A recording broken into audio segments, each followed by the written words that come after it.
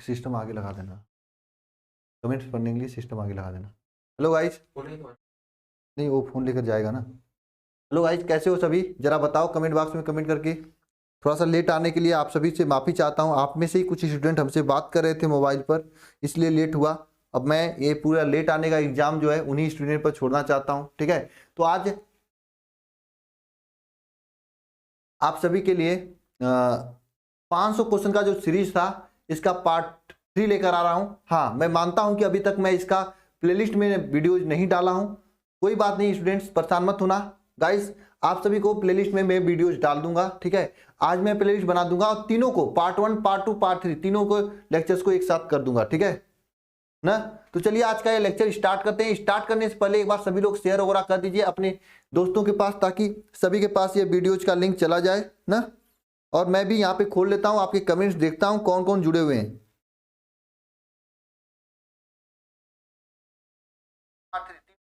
और मुझे मालूम है कुछ लोग क्या कर रहे थे कि आप क्लास मत लो क्योंकि मेरा अर्धवार्षिक पेपर है। अरे यार, आपको वार्षिक पेपर में नंबर लाना है कि अर्धवार्षिक पेपर को चक्कर में आप लोग पड़े हो। हाँ, क्लास न मत लो। बिल्कुल, दीपक जी जुड़े हुए हैं, राजकुमार गौंड और अभय कुमार, बेंजीन, वाह नाम, क्या आपने नाम रखा अपना, ठीक है। इसी प्रकार से सभी स्टूडेंट जुड़े हैं, सभी को गुड इवनिंग, राधे राधे और वंदे मातरम, ठीक है। चलिए आज का लेक्चर स्टार्ट करते हैं। सभी लोग जय मां सरस्वती लिखेंगे। सबसे पहले सभी के लिए जय मां सरस्वती, जय मां सरस्वती। एक बार सभी लोग जय मां सरस्वती लिखेंगे और आज का ये क्लास स्टार्ट करेंगे, ठीक है। बिल्कुल, सभी लोग जय मां सरस्वती लिखेंगे और क्लास स्टार्ट करेंगे। अब देखो, मैं भूल गया हूं कि मैं कहां तक आपको कराया था लास्ट लेक्चर में 500 क्वेश्चन की सीरीज में, ठीक है। अब जरा सभी लोग कमेंट बॉक्स में मुझे करके बताना मैं कहां तक कराया था, ठीक है। मैं भूल गया हूं, ठीक है बेटा। आप सभी लोग एक बात ध्यान रखना थोड़ा सा ना। चलिए देखिए, ये तो आपका क्वेश्चन थे, फर्स्ट क्वेश्चन यहां से था, ठीक है। देखना, फर्स्ट क्वेश्चन यही था ना। अब इसके बाद देखिए next question, next question, next question. ये सभी क्वेश्चन तो मैं आपको बहुत ही अच्छे से पार्ट 1 में समझाया था शायद ना। ये आपका हो गया, मैं 3rd चैप्टर में थे आप सभी के लिए ना। अभी मैं आती लघुत्री तथा लघुत्री करा रहा हूं और मैं कोशिश करूंगा कि आज आप लोगों को ये अति लघुत्री का पार्ट 4 मतलब 4 तक, मतलब चैप्टर 4 तक अति लघुत्री करा के आप लोगों को चैप्टर 1 या 2 का बहुविकल्पी भी करा दूं। ये 500 क्वेश्चन का एक पैकेज है जिसमें आपको सभी प्रकार के प्रश्न है जो आपकी नैया पार लगाने वाला है। ये 500 क्वेश्चन का प्रैक्टिस पैकेज का ये प्रैक्टिस आप अच्छे से कर लिए ना, तो बोर्ड एग्जाम में 90% लाने से आपको कोई भी नहीं रोक सकता है, मैं कह रहा हूं। लेकिन कंसेप्ट के साथ आप पढ़ते हैं तब, ये नहीं कि मैं आपको क्वेश्चन समझा रहा हूं जैसे यही कोई भी क्वेश्चन है, अगर आप उसके कंसेप्ट को नहीं समझेंगे तो आपको समझ में तो आ जाएगा उस समय, लेकिन भूल जाएंगे। इसी कंसेप्ट को बनाने के लिए मैं वह वरदान बैच लॉन्च किया हूं। मैं कहता हूं जो नहीं जुड़े हैं सभी लोग जुड़ जाइए, कोई बहुत ज्यादा फी नहीं है इसका। आपको इसमें 6 सब्जेक्ट दिया जा रहा है, physics, chemistry, math, biology, Hindi, English, पूरी सब्जेक्ट दी जा रही है और बेहतरीन तरीके से एक एक पॉइंट को 2-2, 2.5 घंटे, 1.5 घंटे की क्लासेस से आपको समझाया जाएगा। 60 दिनों में पूरी तैयारी कराने का लक्ष्य है। डेली प्रैक्टिस के साथ में आपको डेली क्या क्वेश्चन के साथ में बेहतरीन तरीके से तैयारी कराई जाएगी, ठीक है गाइस ना। बिल्कुल, चलिए नेक्स्ट क्वेश्चन है। आप बताइए कहां तक मैं क्वेश्चन करा चुका था इस सीरीज का, बताइएगा सभी लोग। ये सब तो हो गया था, ये क्रिया संभव या नहीं संभव, यही शायद था हम लोग ना, यहीं पे थे ना हम लोग। विद्युत तथा श्रेणी के 2 अनुप्रयोग लिखिए, ये हो गया था शायद। कहां पे थे आशीष ठाकुर, बताइए।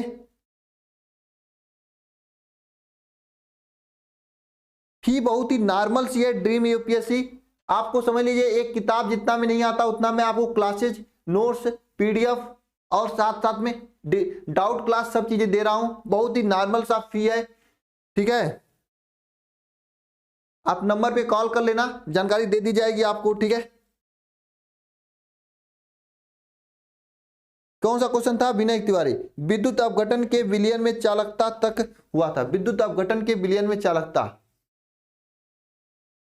मानक, बिल्कुल यहां तक हुआ था, विद्युत अपघटन के विलयन में चालकता। थैंक यू, बहुत बहुत थैंक यू आपको, ये विमल तिवारी जी, बहुत बहुत थैंक यू। बिल्कुल, क्या नाम था आपका, आपने बताया, थैंक यू। शायद मुझे भी याद आ रही है कि यहां तक हुआ था। बिल्कुल आशीष, यहां तक हुआ, यस यहां तक हुआ था ना। बिल्कुल, इसके आगे वाले क्वेश्चन पे चलते हैं हम लोग। इसके आगे क्वेश्चन क्या है, कोलराउस का नियम लिखिए। सबसे महत्वपूर्ण प्रश्न, मैं इसको आप लोग स्टार मार्क लगा लेना। कोलराउस के नियम पर सभी लोग स्टार मार्क लगा लेना, ठीक है। ये कोलराउस के नियम पर सभी लोग स्टार मार्क लगा लेना। ये बहुत ही इंपॉर्टेंट क्वेश्चन आपके इस साल बोर्ड एग्जाम में पूछा जाएगा। और मैं आपको समझा रहा हूं कि कोलराउस का नियम क्या होता है। ये कोलराउस जो चचा थे ना, ये कोई नियम वगैरह नहीं दिए थे, बेवकूफ बनाए थे, सबको बेवकूफ बनाए थे। क्या बनाए थे? बेवकूफ बनाए थे। मैं आपको बता रहा हूं, दिमाग में बैठ जाएगा, कभी नहीं भूलेगा, ठीक है। मेरी कोशिश यही रहेगी बेटा, ठीक है। चलिए, कोलराउस का नियम आप सभी लोग हेडिंग डालेंगे। और जो कह रहे थे कि छमाही एग्जाम से सर मत पढ़ाओ, देखिए आपके छमाही एग्जाम से नहीं, तकदीर आपका सालाना एग्जाम से दिखाएंगे। और ये छमाही एग्जाम के चक्कर में अगर आप पढ़ाई छोड़ रहे हो ना, तो बहुत ही बड़ी गलती कर रहे हो आप सभी लोग। मैं आगे कुछ नहीं कहूंगा आप लोगों को, आपकी मर्जी, जैसा आपको करना है या नहीं करना है, मैं कुछ नहीं कहूंगा। लेकिन हाँ, गलती कर रहे हो आप सभी लोग अगर नहीं कर रहे हो तो, ठीक है। छमाही एग्जाम के चक्कर में आप लोग कुछ मिस कर दें, सर छमाही एग्जाम के नंबर जुड़ेंगे। मैं आपको ये गारंटी देता हूं, छमाही एग्जाम के नंबर नहीं जुड़ने चाहिए। अब होने के कुछ भी हो सकता है, लेकिन नहीं जुड़नी चाहिए। इसका वजह मैं दो बता रहा हूं। अगर छमाही एग्जाम का नंबर जुड़ना होता तो पूरा स्टेट भर छमाही एग्जाम एक साथ होते, पहली बात होते ना। और सबका पेपर लमसम एक ही होता है, ये नहीं कि आपके लिए कोई और पेपर, दूसरे के लिए कोई और पेपर, तब आपका नंबर जुड़ता, क्योंकि सभी स्टूडेंट समान होते हैं। ऐसा कुछ भी नहीं है, कोई नंबर नहीं जुड़ने वाला है। आप फोकस करो अपने बोर्ड एग्जाम पे, ठीक है। चलिए देखिए, कोलराउस का नियम क्या है। कोलराउस ने एक नियम दिया था। क्या नियम दिया था कोलराउस ने एक सिंपल सा नियम दिया था। कोलराउस के अनुसार क्या होता है, कोई भी विद्युत अपघट्य हो, किसी भी विद्युत अपघट्य में उपस्थित अनंत अंतता पर, किसी भी का विद्युत अपघट्य में उपस्थित अनंत अंतता पर, उसमें उपस्थित जितना भी पूरा उसका मूलक चालकता हो चाहे तुल्यांकी चालकता, उसमें उपस्थित आयनों के अलग अलग मूलक चालकता और तुल्यांकी चालकता के योग के बराबर होता है। मुझे मालूम है आपको नहीं समझ में आया, मैं समझा रहा हूं कैसे आपको समझना है। बात को समझना, अनंत अंतता पर उसमें उपस्थित अलग अलग आयनों के मूलक चालकता तथा तुल्यांकी चालकता के योग के बराबर होता है। मैं सीधी सी बात बता रहा हूं, मेरा यह हाथ है, इस पंजे का 2.5 किलो का पंजा नहीं है, मुझे मालूम है सनी देओल वाला, लेकिन हाँ ये पंजा है। इस पंजे का जो वजन होगा, इस पंजे का जो वजन होगा, मेरा बजा बताना, इसमें उपस्थित सभी हाथों के योग के बराबर होगा। 10 ग्राम का ये होगा, 10 ग्राम का इसको लिखेंगे तभी तो इसका वजन बराबर होगा। बात समझना सभी लोग, इस पूरे पंजे का जो वजन होगा, इसमें ये इसका सबका अलग अलग योजन करके जोड़ दें तो पूरा योग के बराबर होगा। यही होगा ना, इससे अधिक तो नहीं हो सकता है। हाँ बताइए सभी लोग, इससे अधिक तो नहीं हो सकता ना। तो सिमिलरली यहाँ पे और कोई भी तत्व आपका NaCl बना हुआ है, NaCl, मैं आपको समझा रहा हूं स्टेटमेंट में क्या लिखना है। इसका अनंत अंतता पर तुल्यांकी चालकता अगर आपको लिखना है, इसका अनंत अंतता पर तुल्यांकी चालकता आपको लिखना है, तो क्या लिखोगे आप सभी लोग? अरे बताओगे क्या लिखोगे आप सभी लोग? अनंत अंतता पर इसकी तुल्यांकी चालकता क्या लिखोगे आप लोग? बताओगे क्या लिखोगे? इसका NaCl का क्या लिखोगे आप? ये लैम्डा इन्फिनिटी होता है ना अनंत अंतता पे तुल्यांकी चालकता, EQ, ठीक है, EQ लिख सकते हैं आप लोग। ये क्या लिखोगे? इनके Na से बना है, Cl से बना है, तो दोनों को अलग अलग करके लिख दोगे। मतलब आप समझ रहे हो, आपके हाथ का जो वजन होता है आपके पंजों के अलग अलग वजन के बराबर होता है। मैंने आपको समझाया ना, इस कंसेप्ट से आप इसे लंबे समय तक याद रख सकते हो। इसमें क्या किए, इसके और इसके दोनों के अलग अलग योग के बराबर होगा। स्टेटमेंट में क्या लिखना है ये मैं आपको बताऊंगा, लेकिन पहले मतलब समझो ना कि ये तुल्यांकी चालकता का मतलब क्या होता है। समझ में आया कि नहीं आया सभी को?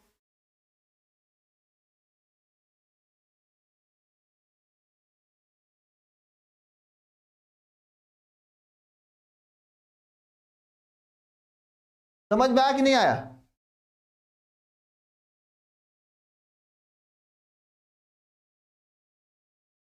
सभी लोग सो नहीं गए हैं सुमित जी। बात यह है सभी लोगों का एग्जाम है छमाही, आप सभी लोग छमाही एग्जाम दे रहे हैं, मुझे पता है, लेकिन छोड़ो जाने दो, आप पढ़ाई करो। क्या लैम्डा NaCl, इसीलिए तो मैं आपको कराने का नहीं मन करता। आप लोग पढ़ते नहीं हो तो क्यों कराएं, किसके लिए कराएं बताओ? ध्यान देना यहाँ पे, लैम्डा NaCl, जो लैम्डा NaCl किसके लिए, लैम्डा Na तथा लैम्डा Cl के अलग अलग योग के बराबर होता है। किसका? ये तुल्यांकी चालकता। सिमिलरली इसी तरह मूलक चालकता के लिए भी होता है। तो स्टेटमेंट क्या लिखेंगे? अनंत अंतता पे तुल्यांकी चालकता तथा मूलक चालकता उसमें उपस्थित अलग अलग आयनों के मूलक चालकताओं तथा तुल्यांकी चालकता के बराबर होता है। यही स्टेटमेंट लिखेंगे। अनंत अंतता पर किसी भी यौगिक के तुल्यांकी चालकता तथा मूलक चालकता उस यौगिक या उस विलयन में उपस्थित अलग अलग आयनों के तुल्यांकी चालकता तथा मूलक चालकताओं के योग के बराबर होता है। ये हो गया कुलराउस का नियम। हो गया कि नहीं हो गया?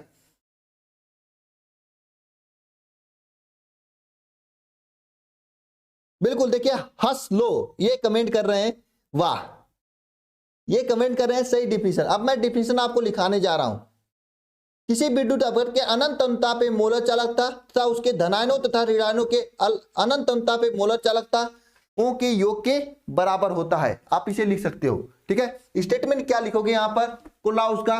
सभी लोग लिखेंगे मेरे साथ सभी लोग लिखेंगे अपने कॉपी पेन पर। क्या स्टेटमेंट? किसी भी विद्युत अपघट का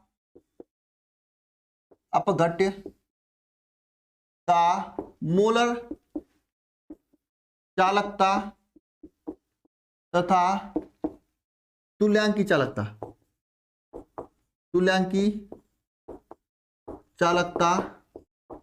अनंत तनुता पर कितना पर? अनंत तनुता पर उसमें उपस्थित धनायनों तथा ऋणायनों के अलग अलग चालकताओं के योग के बराबर होता है। विलयन में उपस्थित, आप लिखेंगे विलयन में उपस्थित, कहां पे? विलयन में उपस्थित धनायन तथा ऋणायन के मोलर तथा तुल्यांकी चालकता के योग के बराबर होता है। बात समझ में आई? बात को समझना, स्टेटमेंट को समझना, तब आप कुछ कहना। सभी लोग समझ लेना तब कुछ बोलना।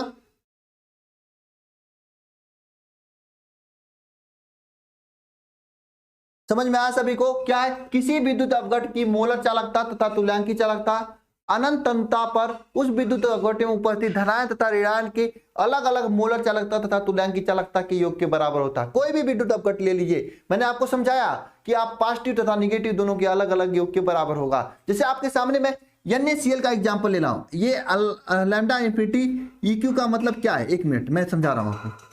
लैम्डा EQ इन्फिनिटी, इससे मतलब क्या है? NaCl। इसका मतलब क्या है? इसमें उपस्थित Na तथा Cl दोनों के अलग अलग तुल्यांकी चालकता तथा मूलक चालकता के योग के बराबर होगा। यानी lambda EQ infinity Na plus lambda EQ infinity Cl minus plus, इस तरह से बराबर होता है। मतलब आप जिससे मिलकर बने दोनों के, क्या इसमें नियम है? मतलब मैं अंगुली वाला एग्जाम्पल बताया ना, कोई इन्होंने अलग नियम दिया था, केवल बेवकूफ बनाया था। क्या? किसी भी विद्युत अपघट के मोलर चालकता तथा तुल्यांकी चालकता अनंत अनुता पर उसमें उपस्थित धनायन तथा ऋणायन के मोलर चालकता तथा तुल्यांकी चालकता के योग के बराबर होता है। ये किसका नियम है? कुलराउस का नियम है। बोलो सभी को याद हुआ? जितने लोग भी दिखाई दे रहे हैं, कुशीनगर का लाडला NKP, बोलो याद हुआ सभी को? बिल्कुल याद हुआ कि नहीं याद हुआ? ये lambda EQ NaCl plus lambda EQ Na lambda EQ NaCl minus, ये आप सभी के बराबर होता है। बोलिए समझ में आया सभी को? चलिए नेक्स्ट क्वेश्चन पे चले हम लोग। और हाँ, इसका 2 अनुप्रयोग लिखा है, 2 अनुप्रयोग भी पूछा है। बिल्कुल, आप लोग तो इस तरह ध्यान ही नहीं दिला रहे हो मुझे कि 2 अनुप्रयोग भी पूछा है। इसका 2 अनुप्रयोग भी पूछा है आपसे। क्या बताओगे? कुलराउस के नियम का अनुप्रयोग क्या होता है? किसी भी दुर्बल विद्युत अपघट की तुल्यांकी चालकता ज्ञात करने में इसका उपयोग किया जाता है। पहला अनुप्रयोग लिखना, क्या लिखना? कोई भी दुर्बल विद्युत अपघट है, किसी भी दुर्बल विद्युत अपघट की तुल्यांकी चालकता ज्ञात करने में किया जाता है। कोई भी दुर्बल विद्युत अपघट है, उसकी तुल्यांकी चालकता ज्ञात करने में इस कुलराउस के नियम का उपयोग किया जाता है। मैंने आपको कुलराउस का नियम समझाया। क्या होता है कुलराउस का नियम? बहुत ही इंपॉर्टेंट है, स्टार मार्क बनाकर रखना इसको। क्या है? किसी भी कोई भी दुर्बल विद्युत अपघट है, उस दुर्बल विद्युत अपघट की मोलर चालकता तथा तुल्यांकी चालकता अनंत अनुता पर विलयन में उपस्थित धनायन तथा ऋणायन के मोलर चालकता तथा तुल्यांकी चालकता के योग के बराबर होता है। यहाँ पे ध्यान देना, इसका उपयोग क्या होता है, किसी दुर्बल विद्युत अपघट्य की तुल्यांकी चालकता ज्ञात करने में इसका उपयोग किया जाता है। यहाँ पे मैंने आपको समझाया, ये एग्जाम्पल है आप सभी के लिए कि अलग अलग के योग के बराबर है, और इससे आपके न्यूमेरिकल क्वेश्चन भी बनते हैं। जब न्यूमेरिकल्स मैं कराऊंगा 500 क्वेश्चंस में, तो यहाँ से आपको न्यूमेरिकल कराऊंगा, और उस समय फिर से मैं आपको कोलॉज का नियम बताऊंगा। यही तो मेरा टेक्निक है पढ़ाने का, पहले आपको यहाँ पे बताया, फिर न्यूमेरिकल में बताऊंगा, एक ही चीज आपको 2-2, 3-3 बार आपको पढ़ाऊंगा, बहुत ही अच्छी तैयारी हो जाएगी, यकीन मानना। इसके साथ अगर आप वरदान बैच में जुड़ रहे हैं तो वहां पर भी आपको 1-2 बार पढ़ाया जाएगा, 4-4 बार आप अगर एक चीज को पढ़ोगे, बहुत ही अच्छी तैयारी होगी।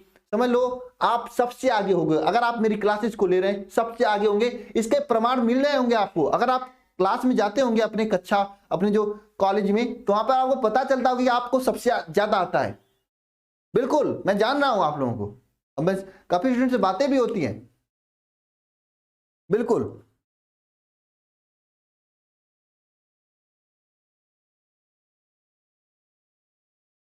देखो, कुशीनगर का लाडला दुर्बल विद्युत अपघट्य के अलावा दूसरे का क्यों नहीं निकाला जाता है? ठीक है, दुर्बल विद्युत अपघट्य क्या होता है, यह आपका जल में आयनित नहीं होता है, इसलिए इसके जरिए निकाला जाता है। अगर वहीं पे दुर्बल विद्युत अपघट्य का कुछ इसके अलावा कोई प्रबल विद्युत अपघट्य होगा, वो 100% जल में आयनित हो जाएगा।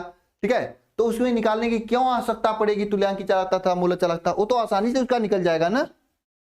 बोलो, आपका डाउट जो था यही था ना।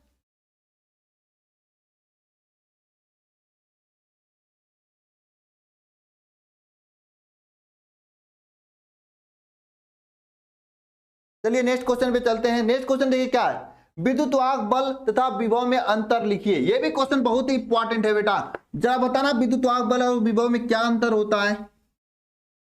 विद्युत वाहक बल तथा विभव में क्या अंतर होता है, जरा बताना सभी लोग।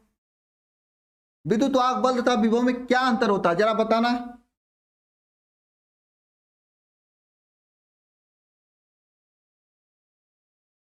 विद्युत वाहक बल तथा विभव में क्या अंतर होता है?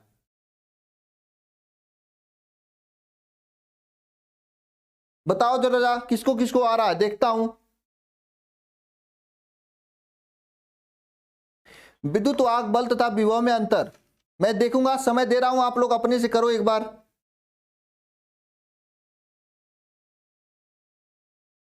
निकालो तो सभी लोग।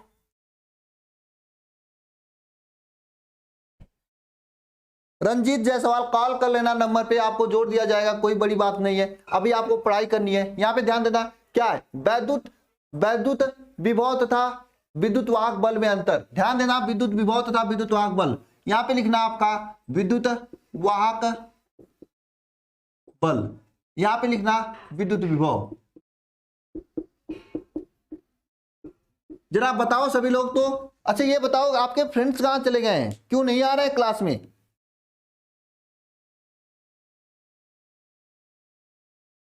बिल्कुल मेहनत करोगे तो आ जाएगा। देखिए विद्युत वाहक बल तथा विभव में अंतर, देखिए विद्युत वाहक बल जो विभव का मान होता है उसका निश्चित नहीं होता है, और सेल में इसका मान निश्चित होता है। जो विद्युत वाहक बल होता है इसका मान क्या होता है, सेल में विद्युत वाहक बल का मान निश्चित होता है। सभी लोग लिखेंगे, सेल में विद्युत वाहक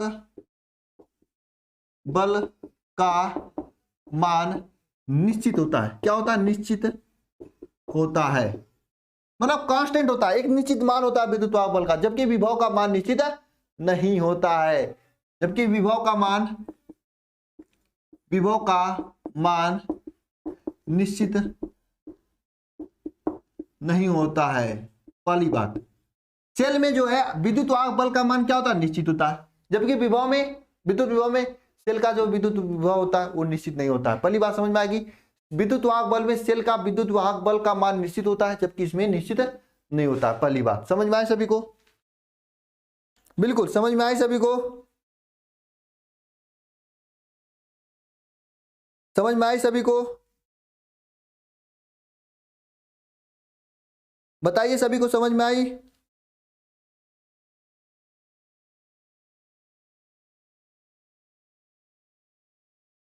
समझ में आया सभी को? इस किसमें निश्चित होता है? विद्युत वाहक बल में निश्चित होता है, विभव में निश्चित नहीं होता है।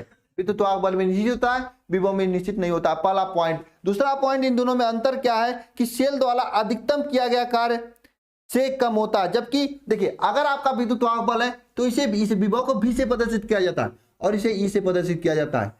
विभव को V से प्रदर्शित किया जाता है, इसे E से प्रदर्शित किया जाता है। अगर आपसे पूछ दिया जाए किसी भी सेल के लिए विद्युत वाहक बल का मान अधिक होगा या विभव का मान अधिक होगा, तो क्या बताओगे आप लोग? गोल गोल घूम जाओगे। जरा बताओ किसका मान अधिक होता है, बताओ तो जरा, किसका मान अधिक होता है? विद्युत वाहक बल का मान अधिक होता है और कि विभव का मान अधिक होता है?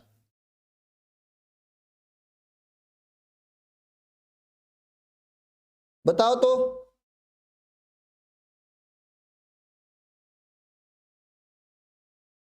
देखिए आपको देखा जाए तो विद्युत वाहक बल में कितना शब्द है? 1 2 3 शब्द है, इसमें 2 शब्द है, तो किसका मान अधिक होगा? दूसरी बात, इसमें विभव से विद्युत वाहक बल का मान, वाहक बल का मान अधिक होता है। विभव से विद्युत वाहक बल का मान क्या होता है? अधिक होता है, जबकि यहां पे क्या होता है? विभव का मान विद्युत वाहक बल से कम होता है। विभव का मान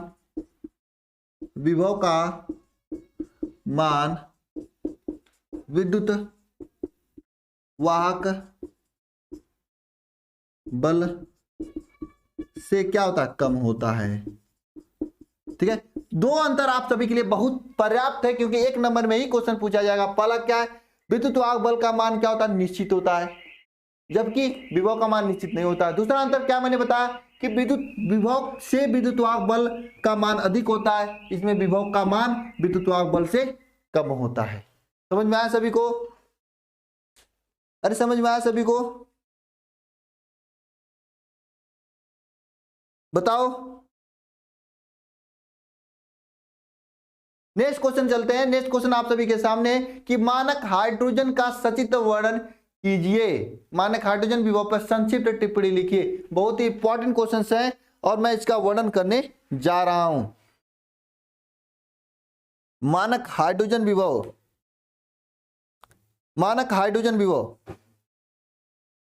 क्या होता है, जरा बताएंगे सभी लोग? देखिए मैं मानक हाइड्रोजन विभव का फिगर बनाने जा रहा हूं। आप सभी लोग भी फिगर बनाना, ये नहीं कि भाग जाना या फिर बातें करना, ये गलत बात है। मैं अगर मेहनत करके पढ़ा रहा हूं तो आप भी पढ़ाई कीजिए। मैं जा रहा हूं फिगर बनाने, ठीक है? क्या करने जा रहे हैं? फिगर बनाने हम जा रहे हैं, ठीक है? समझना सभी लोग, मानक हाइड्रोजन विभव क्या होता है। ठीक है, सिंपल है आपका मानक हाइड्रोजन विभव। इसमें मानक हाइड्रोजन विभव में क्या होता है? इसमें एक हाइड्रोजन इलेक्ट्रोड होता है। हाइड्रोजन इलेक्ट्रोड कैसे बना होता है? ठीक है, इसमें आपका प्लेटिनियम का एक छड़ होता है, उस पर अधिशोषित करा के बनाया जाता है। इधर समझिए, मैं फिगर बना रहा हूं इस तरह से, ठीक है? आप लोग भी फिगर बनाना। देखिए फिगर बनाने के लिए लिखा भी है, और वैसे भी लिखा है या ना लिखे, आपको एग्जाम में इसको फिगर बनाकर ही आना है। ये देखिए, ये आपका एक रॉड होता है, ठीक है? लास्ट में आपको इस तरह से जुड़ा होता है। मैं फिगर बना के बता रहा हूं बेटा, समझ लेना सभी लोग। ये इस तरह से जुड़ा होता है, ये आपका इस तरह से रॉड होता है, ठीक है? मैं बता रहा हूं, समझना सभी लोग, इस तरह से रॉड होता है, ठीक है? ये आपका जो रॉड होता है ये प्लेटिनियम का होता है। किसका? प्लेटिनियम का होता है, पीटी का होता है, ये रॉड होता है, ठीक है? ये रॉड किसका होता है? प्लेटिनियम का होता है, ठीक है? और ये जो बंधा होता है, यहां से एक आपको हाइड्रोजन गैस भेजी जाती है। यहां से क्या भैया? हाइड्रोजन गैस भेजी जाती है। और इस तरह से मानक हाइड्रोजन विभव का एक स्ट्रक्चर होता है, और इसमें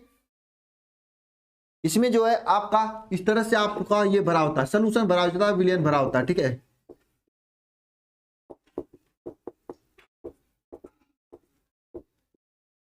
सोल्यूशन या विलयन भरा होता है यहाँ पे, ठीक है? इस तरह से होता है। यहाँ पे क्या क्या जाना, ये आपका एक प्लेटिनियम का तार होता है, और इस तरह से ये पैकेज होता है, और इसमें हाइड्रोजन गैस इंटर किया जाता है। हाइड्रोजन गैस इंट्री यहाँ से किया जाता है, पूरा हाइड्रोजन गैस इसमें जाता है। सर ये हाइड्रोजन विभव है, यहाँ पे प्लेटिनियम का तार आपने क्यों लगा दिया? मैं आपको बता रहा हूँ, क्योंकि यहाँ से हाइड्रोजन गैस जाएगा ना, इस प्लेटिनियम के तार पर पूरी तरह से अधिशोषित हो जाएगा, और ये आपका एक तरह से हाइड्रोजन इलेक्ट्रोड हो जाएगा, ठीक है? ये अभी प्लेटिनियम का इलेक्ट्रोड है, लेकिन यहाँ पे जैसे ही हाइड्रोजन गैस जाएगा, इसके ऊपर अधिशोषित होकर इसके ऊपर चिपक जाएगा, तो हाइड्रोजन इलेक्ट्रोड हो जाएगा। हाइड्रोजन का इलेक्ट्रोड तो नहीं हो सकता ना, हाइड्रोजन गैस होती है ना बेटा। हाँ बोलिए बोलिए बोलिए, समझ में आ रही है?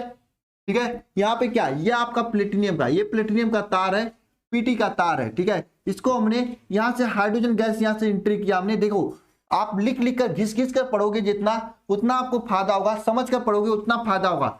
यहाँ पे देखिए हाइड्रोजन गैस हमने इसमें एंट्री किया, इस तरह से प्लेटिनियम का तार था, और ये हाइड्रोजन गैस इसके ऊपर क्या होगा, अधिशोषित हो गया। क्या हो गया, अधिशोषित। मैं बता रहा हूं क्या लिखना आपको, अधिशोषित हो गया। तो बेटा यहाँ पे होता क्या है, जैसे जब ये अधिशोषित हो जाता है ना, ये अधिशोषित हो जाता है, जब ये पूरी तरह से क्या हो जाता है, अधिशोषित हो जाता है। जब ये अधिशोषित हो जाता है ना, और तो यहाँ पे क्या होता है, ये जो विलयन है इसका कितनी सांद्रता होती है, इस विलयन की कितनी सांद्रता होती है, जरा बताओ कमेंट बॉक्स में कमेंट करके, इस विलयन की कितनी सांद्रता होती है। देखता हूं किसको आ रहा है, विवेक दुबे जी नहीं है क्या?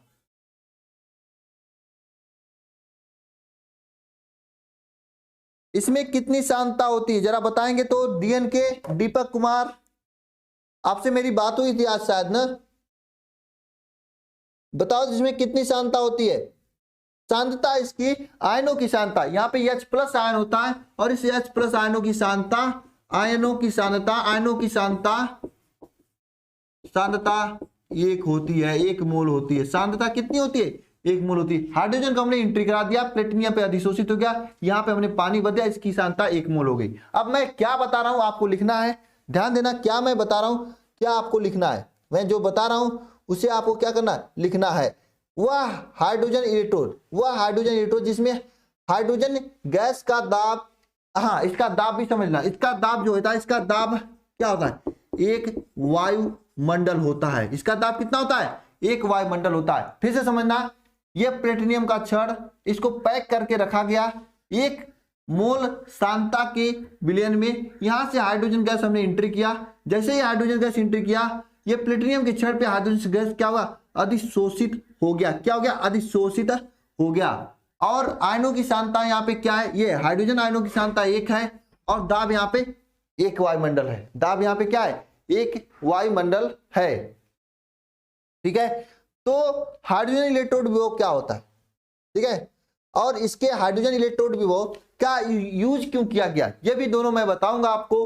अभी आप समझ लेना, इतना यहां तक कोई दिक्कत तो नहीं है, मैं पूछ रहा हूं कोई दिक्कत तो नहीं हो आप लोगों को।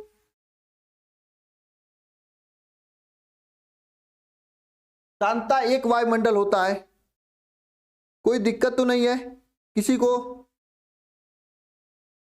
अब ध्यान देना सभी लोग, यहाँ पे क्या होगा, ध्यान देना, यहाँ पे क्या होगा, आप सभी लोग यहाँ पे ध्यान देना, होगा क्या और कैसे होगा, यहाँ पे ध्यान देना, क्या और कैसे होगा, समझ लग रहा है, लेकिन समझना सभी लोग। यहाँ पे क्या होता है, वह हाइड्रोजन इलेक्ट्रोड लिखेंगे सभी लोग, ये हाइड्रोजन इलेक्ट्रोड के बाद में लिखेंगे वह हाइड्रोजन इलेक्ट्रोड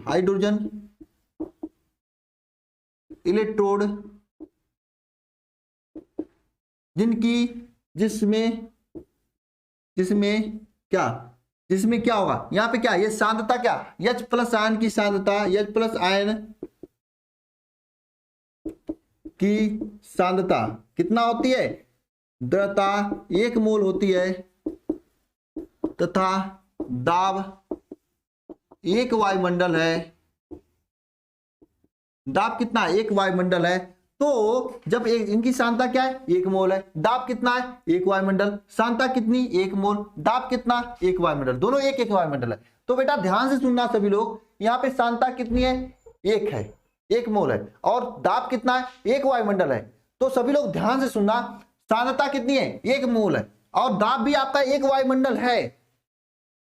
और बता रहा हूं मैं आपको, यहाँ पे ध्यान देना, यहाँ पे ध्यान देना आप सभी लोग, इस फिगर में आपको क्या और क्या दिखाई दे रहा है, तीनों चीज लिखिए, हाइड्रोजन की सांद्रता 1 मोल, दाब आपका 1 वायुमंडल। यहां तक सभी को समझ में आया है। आप इसके आगे आपको क्या लिखना होगा पता है, तो इस पूरे इलेक्ट्रोड को क्या कहा जाता है, इस पूरे इलेक्ट्रोड को, इस पूरे इस तरह से, या इलेक्ट्रोड क्या कहता है, मानक हाइड्रोजन इलेक्ट्रोड कहलाता है। मानक हाइड्रोजन इलेक्ट्रोड कहलाता है, मानक हाइड्रोजन इलेक्ट्रोड कहलाता है। और मानक हाइड्रोजन इलेक्ट्रोड का जो विभव होता है वह कितना होता है, शून्य होता है। ये मानक हाइड्रोजन इलेक्ट्रोड कहलाता है और इसका विभव जो होता है, इस इलेक्ट्रोड का विभव को हम लोग स्वेच्छा से शून्य मानते हैं। इस इलेक्ट्रोड का विभव इलेक्ट्रोड के विभव को स्वेच्छा से शून्य मानते हैं। तो हमने किन पॉइंट पे बात किया, हमने पॉइंट पे बात किया कि कैसा हमने डब्बा बनाया, डब्बे में प्लेटिनियम का ये छड़ डाला और यहां से हाइड्रोजन गैस भेज दिया। ये प्लेटिनियम का छड़ था, जैसे हमने हाइड्रोजन गैस भेजा, यहाँ पे हाइड्रोजन गैस इस पे ऊपर जाकर चिपक के बैठ गया। चिपक के बैठने का मतलब कि ये जो आपका छड़ था प्लेटिनियम का, ये हाइड्रोजन का एक इलेक्ट्रोड बन गया। क्या बन गया, हाइड्रोजन का इलेक्ट्रोड। और इसको हमने डुबो दिया H+ आयन की 1 मोल सांद्रता वाले विलयन में, जिसकी दाब क्या थी, 1 वायुमंडल थी। ठीक है, जिसकी दाब क्या थी, 1 वायुमंडल थी। तो वह इलेक्ट्रोड जिनकी H+ आयन की सांद्रता क्या है, 1 मोल हो, दाब कितना हो, 1 वायुमंडल हो, तो इलेक्ट्रोड के मानक हाइड्रोजन इलेक्ट्रोड कहा जाता है। ऐसे बने इलेक्ट्रोड को क्या कहा जाता है, मानक हाइड्रोजन इलेक्ट्रोड। तो मानक हाइड्रोजन इलेक्ट्रोड किसे कहते हैं, मानक हाइड्रोजन इलेक्ट्रोड जिसमें H+ आयन की सांद्रता क्या हो, 1 मोल हो, वायुमंडल क्या हो, 1 वायुमंडल दाब हो। इस प्रकार से बने इलेक्ट्रोड को क्या कहा जाता है, मानक इलेक्ट्रोड कहा जाता है। याद हुआ कि नहीं याद हुआ, यह जो मानक इलेक्ट्रोड होता है इसको स्वेच्छा से हम लोग क्या मानते हैं, शून्य मानते हैं। बहुत से कॉम्पिटिटिव एग्जाम में बार बार पूछा जाता है कि मानक हाइड्रोजन इलेक्ट्रोड का जो विभव होता है उसको स्वेच्छा से हम लोग कितना मानते हैं, शून्य मानते हैं। अरे बोलो, समझ में आया सभी को।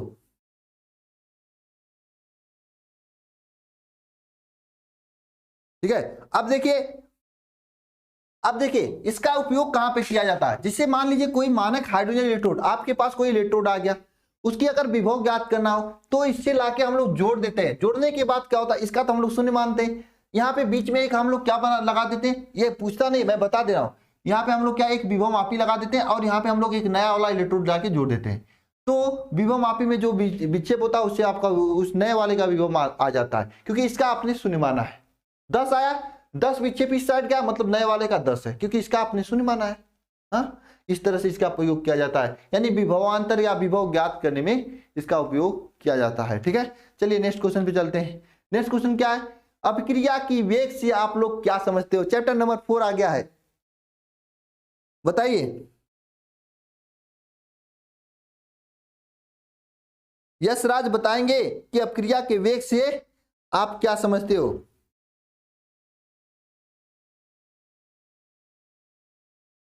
अपक्रिया के वेग से आप क्या समझते हो।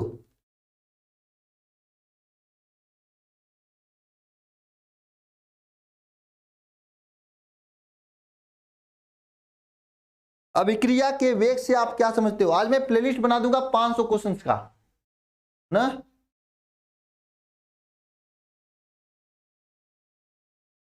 अभिक्रिया के वेग से क्या समझते हो आप, बताओ जरा। अभिक्रिया का वेग किसे कहा जाता है।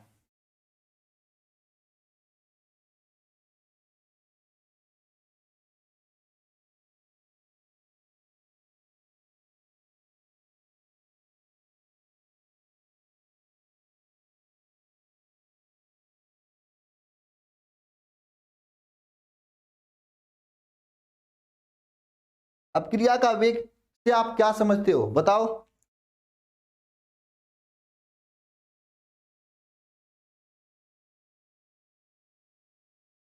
अपक्रिया का वेग किसे कहा जाता है।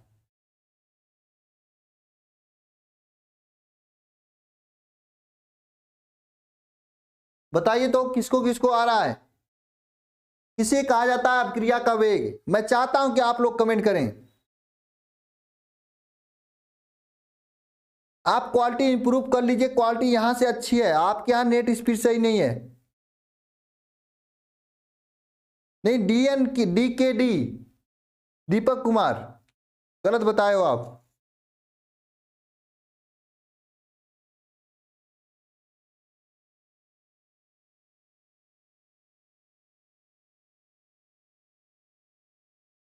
बिल्कुल सुशील यादव, आप सही लिख रहे हो। ठीक है, देखो आपका कोई यहाँ पे प्रोडक्ट, मैं उससे पहले आपको मैं वेग के बारे में समझा देता हूँ। अब देखो क्या है, आप अपने घर से स्कूल जा रहे हो, घर से स्कूल जा रहे हो, कहाँ से जा रहे हो स्कूल, अपने घर से स्कूल जा रहे हो। तो घर से स्कूल जाने में आपको जितना समय लगा है वह समय और जितनी दूरी है उन दोनों का अनुपात अगर निकालें, दूरी बटे समय कर देते हैं तो वह क्या आ जाता है, आपका वेग आ जाता है। अपने घर से स्कूल गया है 5 किलोमीटर, गए आप 10 मिनट में, तो 5/10 आपका क्या है, अपक्रिया का वेग कहलाएगा। बात समझ में आ रही है। यहाँ पे वहां पे आपका वेग कहलाएगा, अपक्रिया का वेग तो यहाँ पे मैं बताऊंगा। अपने घर से आप स्कूल जाते हो, कितना समय लगता है, 10 मिनट, दूरी कितना, 5 किलोमीटर, तो अपक्रिया का वेग क्या हो जाएगा, 5/10, मतलब 5/10 मतलब 2 किलोमीटर प्रति मिनट, या आपके अपक्रिया का वेग आ जाएगा। इसका वेग आ जाएगा, अभिक्रिया का वेग आ जाएगा। लेकिन बेटा लेकिन गाइस मैं आपको समझा रहा हूं कि अभिक्रिया का वेग क्या होगा, वो तो आपका वेग था, अभिक्रिया का वेग क्या होता है। देखिए अभिकारक अभिकारक का मतलब क्या है, वे दो पदार्थ जो आपस में मिलकर कोई नया प्रोडक्ट बनाते हैं। यहां से आपके दो पदार्थ मान लीजिए ए और बी, ये आपस में मिल रहे हैं और क्रिया करके सी और डी बना रहे हैं, तो ए बी क्या कहेंगे, अभिकारक कहेंगे। ये सी और डी क्या है, उत्पाद कहा जाएगा। सी और डी को क्या कहेंगे, उत्पाद कहेंगे। ये जो अभिकारक है क्या है, ए और बी अभिकारक है, सी और डी क्या है, उत्पाद है। ए और बी क्या है, अभिकारक है, सी और डी क्या है, उत्पाद है ना। ए और बी क्या है, अभिकारक है, ठीक है, सी और डी क्या, उत्पाद है। तो अभिक्रिया का वेग किसे कहा जाता है, ध्यान से समझना सभी लोग, ये बहुत ही महत्वपूर्ण प्रश्न है। इकाई समय अंतराल में अभिकारक को उत्पाद में परिवर्तन की दर को क्या कहते हैं, अपक्रिया का वेग कहते हैं। अभिकारक को उत्पाद, इकाई समय में अभिकारक का उत्पाद में सांद्रता परिवर्तन की दर को क्या कहते हैं, अपक्रिया का वेग कहते हैं। आप लिखेंगे इसका डिफिनेशन, इकाई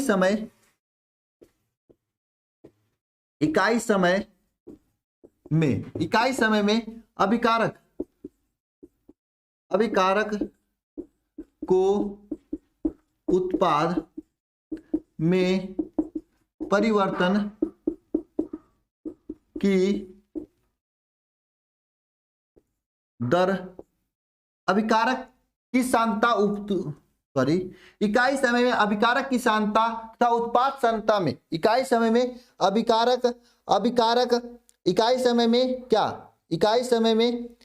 अभिकारक या उत्पाद की सांद्रता परिवर्तन की दर का, इकाई समय में अभिकारक हो या फिर उत्पाद हो उसके सांद्रता परिवर्तन की दर को, सांद्रता परिवर्तन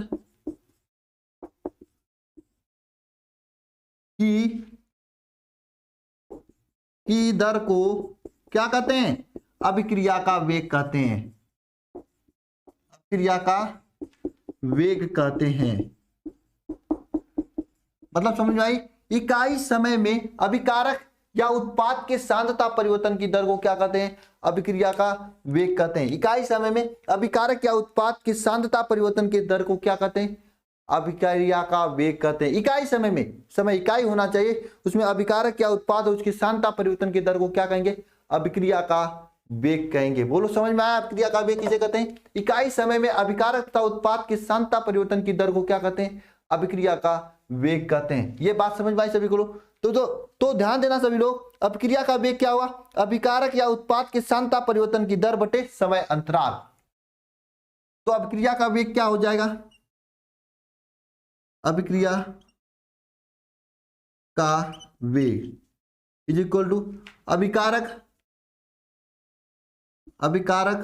व उत्पाद के सांद्रता परिवर्तन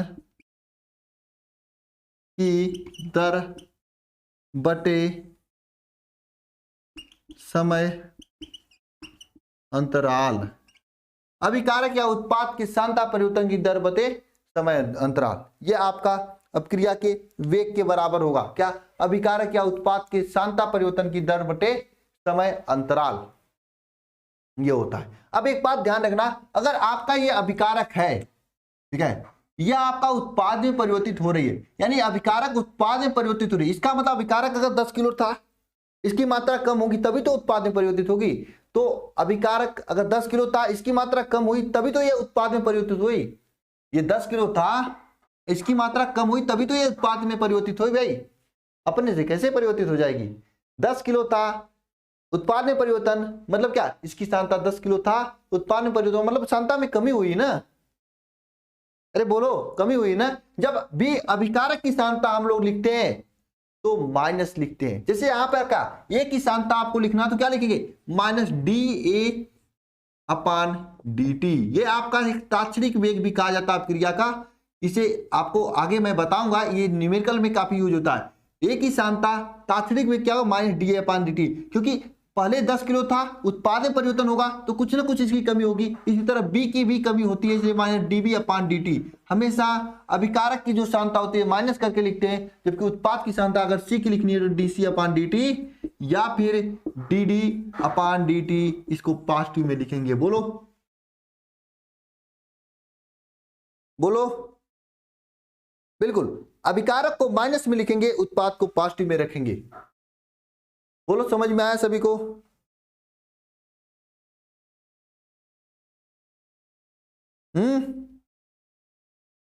बिल्कुल, चलते हैं नेक्स्ट क्वेश्चन की तरफ। नेक्स्ट क्वेश्चन क्या है, अपक्रिया की वेग क्या, इसे कैसे ज्ञात करते हैं। यहां पे क्या था, अपक्रिया के वेग से आप क्या समझते हैं, उदाहरण देख के स्पष्ट करो। मैं स्पष्ट कर दिया, अपक्रिया का वेग क्या है, इसे कैसे ज्ञात करते हैं, जरा बताएंगे। अपक्रिया के वेग को कैसे ज्ञात करते हैं, वेग नियम से ज्ञात करते हैं ना।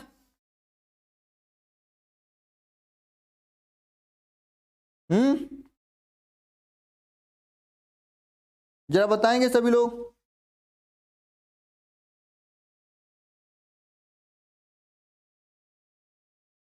अपक्रिया का वेग क्या, इसे कैसे ज्ञात करते हैं, यह क्वेश्चन आपसे पूछा गया है। अपक्रिया का वेग क्या है, इसे कैसे ज्ञात करते हैं, यह क्वेश्चन आपसे पूछा गया है। बताएंगे जरा सभी लोग कमेंट बॉक्स में लिखकर, कैसे ज्ञात करते हैं।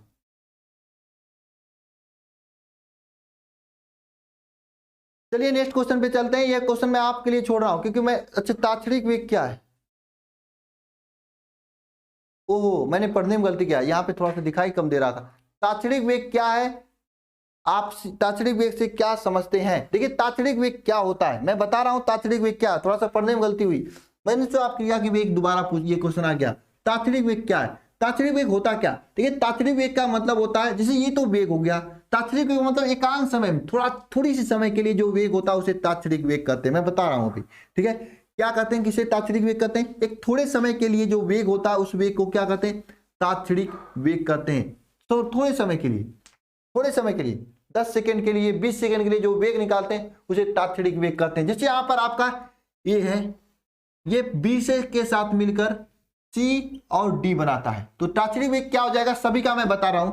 देखिए ए का तात्क्षणिक वेग क्या हो जाएगा, मैंने आप बताया, ये आपका अभिकारक है और ये उत्पाद है, ये आपका अभिकारक, ये उत्पाद, ये अभिकारक उत्पाद में बदल रहा है, तो ये ए और बी का जो तात्क्षणिक वेग है क्या हो जाएगा, जरा बताना। जो ए का तात्क्षणिक वेग होगा, क्या होगा ए का तात्क्षणिक वेग, ए का तात्क्षणिक वेग minus D A upon D T होगा। बी का तात्क्षणिक वेग क्या होगा, minus D B upon D T होगा। ए का तात्क्षणिक वेग क्या, minus D A upon D T, B का तात्क्षणिक वेग क्या, minus D B upon D T, ये होगा। क्यों माइनस लगेगा सर, क्योंकि सर ये अभिकारक है, अभिकारक उत्पाद में परिवर्तित होगा, पहले 10 किलो था, बाद में इधर जा रहा तो इसके मान में कमी हो रही, इसलिए इसमें माइनस लगेगा। स्मॉल डी क्यों लगेगा, क्योंकि सर ये तात्क्षणिक वेग है सर, समझ में आ रहा है।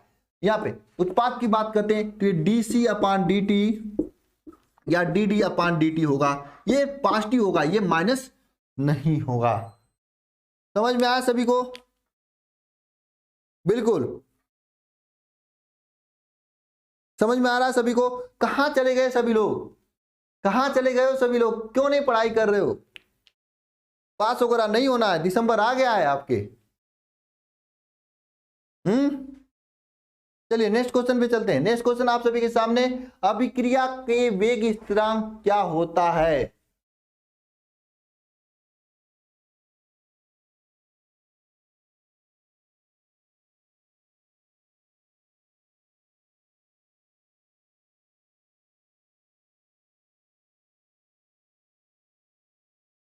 बताइए तो,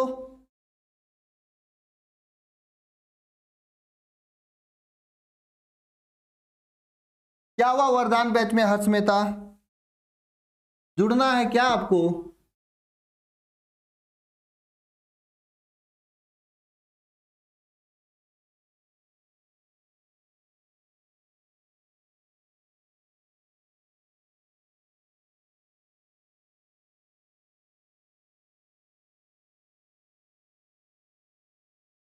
हाँ,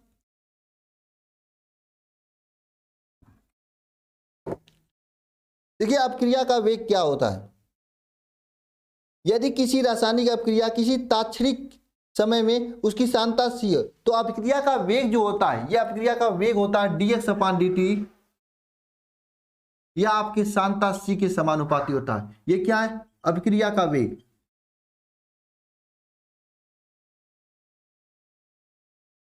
वेग ये किसके समानुपाती? सांद्रता के समानुपाती होता है, समानुपाती होता है। ठीक है, ये समानुपाती के चिन्ह को हटाने के लिए, अपक्रिया का वेग इस समानुपाती के चिन्ह को हटाने के लिए हम लोग एक के कांस्टेंट सांद्रता लगाते हैं, एक के नियतांक लगाते हैं। तो अपक्रिया का वेग क्या हो जाएगा? अपक्रिया का वेग क्या हो जाएगा?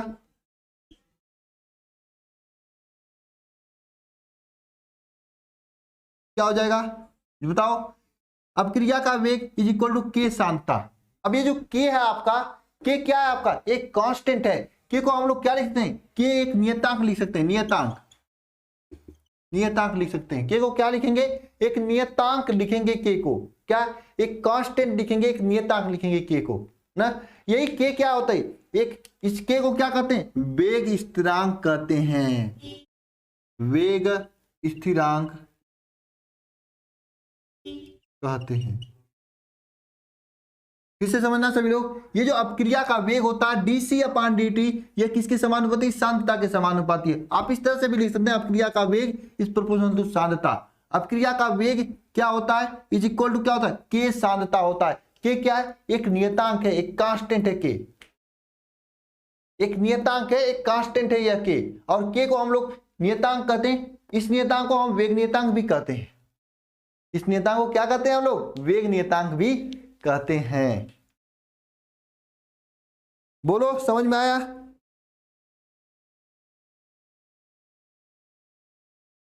बिल्कुल, अपक्रिया का वेग सांद्रता के समानुपाती होता है। सभी लोग लिखेंगे।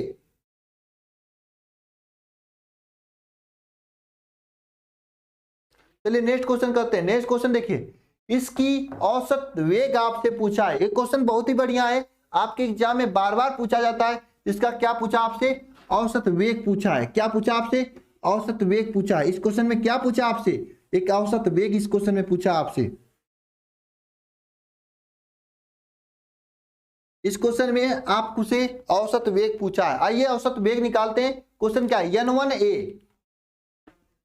n1a plus n2b is gives out, n1a plus n2b is gives out m1c plus m2d। ये आपका एक समीकरण है। इस समीकरण का आपको औसत वेग लिखना है। मैं आप सभी को औसत वेग लिखने का ट्रिक बता रहा हूं, तरीका बता रहा हूं, सभी लोग समझने वाली चीज है। देखिए, मैंने आपको बताया कि अपक्रिया ये क्या है? आपके अभिकारक, ये अभिकारक है। ये क्या है? उत्पाद। ये क्या? उत्पाद। तो ये अभिकारक जो है उत्पाद में परिवर्तित हो रहे हैं। अभिकारक उत्पाद में परिवर्तित हो रहे हैं, तो इसका हमें क्या लिखना है? औसत वेग लिखना है। ध्यान से समझना सभी लोग, इधर आना, मेरे साथ खड़ा होना, ध्यान से समझना सभी लोग, ध्यान से समझना। क्या औसत वेग? ठीक है, ये इस तरह से माइनस करेंगे इसको, प्लस इसी तरह से इसको यहाँ पे 1/n2 लिखेंगे, इसे dB/dt लिखेंगे, इसे भी माइनस करेंगे। माइनस क्यों करोगे सर? माइनस इसलिए करूंगा क्योंकि ये अभिकारक है, इसकी मात्रा 10 किलो है, तो 10 किलो से हमेशा घटकर ही उत्पाद बनेगा, नहीं तो नहीं बनेगा। तो इसको माइनस में रखते हैं, हमेशा हमेशा माइनस में रखते हैं। और इसको जो साथ में ना उठा के नीचे फेंकते हैं, इसके ऊपर dA/dt लिखते हैं, इसके ऊपर भी dA/dt लिखेंगे। m1 m2 ये है आपके, m1 और m2 है ये आपके। m1 क्या है? m1 को लिखोगे आप क्या? 1/m1 minus 1/m1 dC/dt, minus 1/m1 dC/dt plus, यहाँ पे ध्यान है ये माइनस नहीं होगा, यहाँ पे ये प्लस होगा, क्योंकि ये 10 से ये बन ही रहा है ना। ये 10 था, घटकर उत्पाद में जा रहा है। उत्पाद का मतलब बन रहा है, उत्पाद प्राप्त हो रहा है, तो माइनस क्या ये प्लस होगा 1/m1 dc/dt, इसी तरह प्लस 1/m2 dd/dt। ये आपका बनेगा, यह आपका बनेगा। बोलिए समझ में आया सभी को कैसे कैसे हो रहा है? Minus D 1/n1 da/dt minus 1/n2 db/dt ये बन रहा है, इज इक्वल टू यहाँ पे 1/m1 dc/dt 1/m2 db dd/dt। ठीक, ये प्लस लिखोगे, इसको माइनस लिखोगे, ये अपक्रिया का औसत वेग इस तरह से लिखा जाता है। किसको माइनस लिखोगे, किसको प्लस लिखोगे, और ये सभी आपस में क्या होते हैं? बराबर होते हैं। इस पे बहुत ही अच्छे अच्छे न्यूमेरिकल बनते हैं। अगर आईआईटी वगैरह की तैयारी करोगे आप लोग ना, वहां पे देखने को मिलेगा। ठीक है,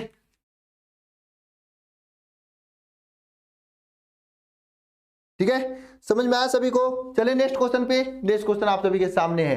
नेक्स्ट क्वेश्चन क्या है? अपक्रिया की कोटि का क्या अर्थ है, उदाहरण सहित समझाइए। 2020 में पूछा हुआ क्वेश्चन है। अपक्रिया की कोटि किसे कहते हैं, यह आपसे पूछा गया। भैया कोटि किसे कहते हैं अपक्रिया की, जरा बताना। दे देंगे, चलो दे देंगे वरदान बैच में इसका पीडीएफ। दीपक कुमार जी, इसका पीडीएफ मैं वरदान बैच में दे दूंगा, आज ही दे दूंगा। चलो ठीक है, टेंशन नहीं लेना है। मैं यूट्यूब क्लास नाम से एक वरदान बैच में आपको एक अलग से फोल्डर बना दूंगा, यूट्यूब की सभी क्लासेस का पीडीएफ वहां पे दे दूंगा। ठीक है, जो मैं कराता हूं क्वेश्चन वगैरह। ठीक है, बस टेंशन नहीं लेना। वरदान बैच में भी दे दूंगा, आपका जो बेंजीन बैच बना है फ्री वाला उसमें भी दे दूंगा। ऐसा नहीं कि पैसे वाला भी देंगे। ठीक है, सबको दे दूंगा। चलो, यूट्यूब सबके लिए पूरा तरीके से फ्री है। चलो यहां पे ध्यान देना सभी लोग कि अपक्रिया की कोटि किसे कहते हैं? किसी भी रासायनिक अपक्रिया में उपस्थित अणुओं की वह संख्या जिनकी सांद्रता रासायनिक परिवर्तन के फलस्वरूप क्या होती, परिवर्तित हो जाती है, उसे अपक्रिया की कोटि कहते हैं। देखो मैं अपक्रिया की कोटि जब कभी भी किसी को सिखाता हूं, समझाता हूं ना, कोई एक एग्जाम्पल देकर समझाता हूं। वो एग्जाम्पल बहुत ही खतरनाक एग्जाम्पल है। क्या खतरनाक एग्जाम्पल? आप सभी लोग सुनने के लिए तैयार हो? जरा बताओ मुझे कमेंट बॉक्स में कमेंट करके। खतरनाक एग्जाम्पल आप सभी लोग सुनने के लिए तैयार हो? जरा बताओ मुझे। खतरनाक एग्जाम्पल सुनोगे सभी लोग?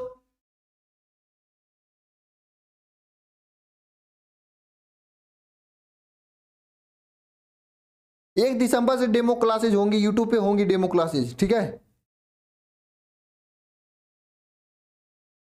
खतरनाक खतरनाक खतरनाक जो आप सभी के लिए खतरनाक एग्जाम्पल है, सुनोगे? देखो होता क्या है, आप में से 80% स्टूडेंट की मैं बात बता रहा हूं।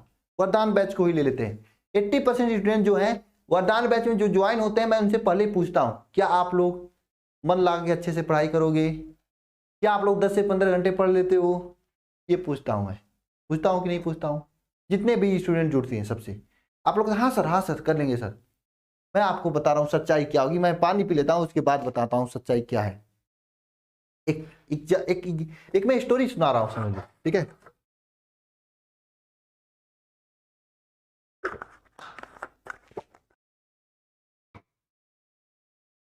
उस स्टोरी के बाद ये आपका अपक्रिया की कोटि समझना आसान हो जाएगा, कभी नहीं भूलेगा, इसकी मैं गारंटी ला। इसमें क्या होता है, मान लीजिए हमारे यहाँ 100 स्टूडेंट जुड़े, क्या 120 या 170 150 जितने भी स्टूडेंट जुड़े हैं हमसे, ठीक है ना। उन स्टूडेंट में से मैक्सिमम लोग कहेंगे जी जी जी सर मैं कर लूंगा। ठीक है, कर लो, अच्छा बेटा कर लो, चलो जुड़ो आप। ठीक है, जब क्लासेस स्टार्ट होगी ना, उसमें से 80% लोग क्या करेंगे, बहुत ही जोर तोर से स्टार्ट करेंगे, बहुत ही जोर तोर से स्टार्ट करेंगे। 1 दिसंबर से जब क्लासेस स्टार्ट होगी 2-4-5 दिन बहुत अच्छे से पढ़ेंगे। मैं कह रहा हूं पढ़ेंगे भी 2-4-5 दिन अच्छे से। लेकिन बेटा मैं आपको एक बात, बहुत बड़ी सच्चाई बता रहा हूं। क्या? मैं आपको सभी को, मेरे भाई सभी लोग हो, ठीक है, आपको एक सच्चाई बता रहा हूं। जैसे ही 10 दिन बीतेंगे ना, समझ लिया 100 स्टूडेंट होंगे, 100 में से 10 से 15 स्टूडेंट क्या होंगे, साथ साथ पढ़ना छोड़ देंगे। साथ साथ क्या पढ़ना छोड़ देंगे, फिर लापरवाही करने लगेंगे। यानी उनका परिवर्तन मेरे साथ नहीं हो रहा है, मैं तो आपका परिवर्तन कर रहा हूं। डेली क्लासेस दी जा रही है, daily PDF note, DPP, important question, practice set दी जा रही, लेकिन आपने पढ़ाई छोड़ दिया। जुड़ने के बाद ही आपने चीटिंग किया अपने साथ, अपने माँ बाप के साथ, अपनी जिंदगी के साथ। एक बात मैं कह देता हूं, जो समय को बर्बाद करेगा समय उसे बर्बाद कर देता है। ठीक है, इतना बात याद रखना। आपने समय को बर्बाद करने स्टार्ट कर दिया, तो आप में कुछ स्टूडेंट ऐसे हैं जिनकी परिवर्तन मेरे साथ नहीं हो रही, जिनका ज्ञान में जो मैं बता रहा हूं, जो चीजें मैं पढ़ा रहा हूं उसको साथ साथ नहीं सीख रहे हैं। कुछ लोग ऐसे हैं कि वो पढ़ाई नहीं कर रहे हैं साथ साथ। तो अपक्रिया की कोटि क्या होती है मैं आपको ये समझा रहा हूं। जब कोई भी अपक्रिया होती है तो अपक्रिया की कोटि देखो, अब सीधी सी बात है, जब रिजल्ट आएगा तो रिजल्ट उन्हीं स्टूडेंट का आएगा जो मेरे साथ पूरा 1 दिसंबर से 31 जनवरी तक अच्छे से पढ़ेंगे 60 दिनों तक। अंत सबका रिजल्ट तो नहीं आएगा ना। आएगा क्या सबका रिजल्ट? नहीं आएगा ना बेटा, नहीं आएगा सबका। जिन्होंने बीच में छोड़ दिया उनका रिजल्ट आएगा क्या? नहीं आएगा। तो अपक्रिया की कोटि क्या होती है? अपक्रिया की कोटि वही है, इस पूरे वरदान बैच की कोटि वही है जिनका रिजल्ट आएगा। नहीं समझे आप लोग? समझना। इसी तरह से जब कोई अपक्रिया होती है तो स्टार्टिंग में क्या होता है, उसमें से कुछ ही अणु पूरी अपक्रिया भर साथ लेते हैं। 5 वहां पे अणु हैं तो 5 में से 2 ही 3 अणु साथ लेते हैं और वही प्रोडक्ट बनाते हैं। उन्हीं से प्रोडक्ट बनता है। प्रोडक्ट बनते समय उन्हीं का सांद्रता में परिवर्तन होता है। उन्हीं को क्या कहते हैं? अपक्रिया की कोटि कहते हैं। बोलो अपक्रिया की कोटि इस एग्जाम्पल से समझ में आया कि नहीं आया? अब मुझे नहीं पता कि आप लोग जुड़े हो कि नहीं जुड़े हो। जुड़ोगे तो पढ़ाई करोगे या नहीं करोगे ये आपके ऊपर है, लेकिन मैंने एग्जाम्पल दे दिया। समझ में आ गया तो एक बार सभी लोग थम्स अप करके बताना मुझे।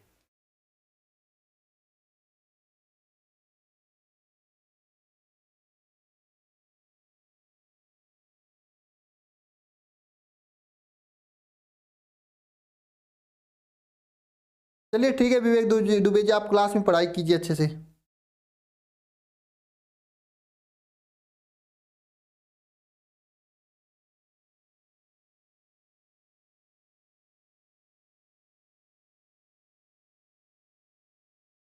यार गायत्री दुबे जी, आपको मुझे जोड़ना है, मुझे भूल गया हूँ। आपका ए ग्रेड आया था, मैं आपको कॉल करने का भूल गया। ठीक है, कॉल कर लेना आप क्लास के बाद। ठीक है, अगर जुड़ना है तो आपको। ठीक है, ध्यान देना यहाँ पर। आप ध्यान देना इधर। ठीक है, ये अपक्रिया का वेग आपको पूरी तरीके से समझ में आ गया? आया ना? देखिए अपक्रिया की कोटि, कोटि क्या होती है? अपक्रिया की कोटि उन अणुओं की संख्या होती है जिन अणुओं की संख्या रासायनिक अपक्रिया के परिवर्तन के दौरान उनकी सांद्रता में परिवर्तन होती है। अपक्रिया की कोटि उन अणुओं की संख्या को कहते हैं जिनकी संख्या रासायनिक अपक्रिया के परिवर्तन के दौरान उनकी सांद्रता में परिवर्तन होती है, उसे अपक्रिया की कोटि कहा जाता है। तो अपक्रिया की कोटि किसे कहा जाता है जरा बताएंगे सभी लोग? उन अणुओं की संख्या जिनकी सांद्रता में परिवर्तन रासायनिक अपक्रिया के परिवर्तन के फलस्वरूप होती है। बिल्कुल, उन अणुओं की संख्या जिनकी सांद्रता में परिवर्तन रासायनिक अपक्रिया परिवर्तन के फलस्वरूप होती है उन्हें क्या कहते हैं? रासायनिक अपक्रिया की कोटि कहते हैं। ठीक है, समझ में आया सभी को? लिखने आपको लिखते हैं उन अणुओं की संख्या, उन अणुओं की संख्या की रुकियो रुको, इस तरह से लिखो। रासायनिक अपक्रिया में भाग लेने वाले, क्योंकि एग्जामिनर है ना, कुछ हो सकता है थोड़ी बड़ी 60 में लिखोगे तो नंबर न दे। ठीक है, रासायनिक रासायनिक अभिक्रिया में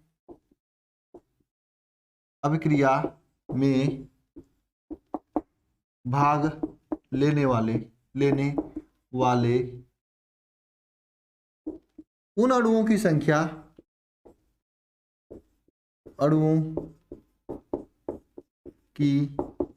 उन अणुओं की संख्या जिनकी सांद्रता रासायनिक अभिक्रिया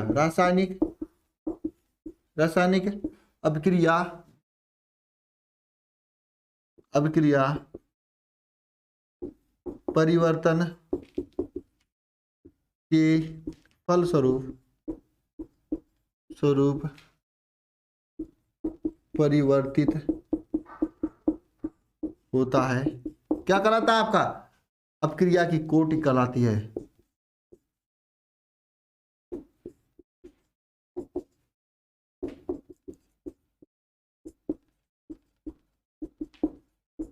अपक्रिया की कोटि कहलाती है। अणुओं की वह संख्या जिनकी सांद्रता क्या रासायनिक अपक्रिया परिवर्तन स्वरूप उनकी सांद्रता में परिवर्तन होता है उसे क्या कहते हैं? रासायनिक अपक्रिया की कोटि कहते हैं। बोलिए, समझ में आया? अनुज जी कॉल कर लेना, ऐड कर लिया जाएगा आपको। ओके, चलिए नेक्स्ट क्वेश्चन चलते हैं। नेक्स्ट क्वेश्चन आपके सामने, ऐसी कौन सी अपक्रिया है जिनकी अभिकर्मक की सांद्रता समय के साथ घटती है? बताइए ऐसी कौन सी अपक्रिया है? किसको आ रहा है?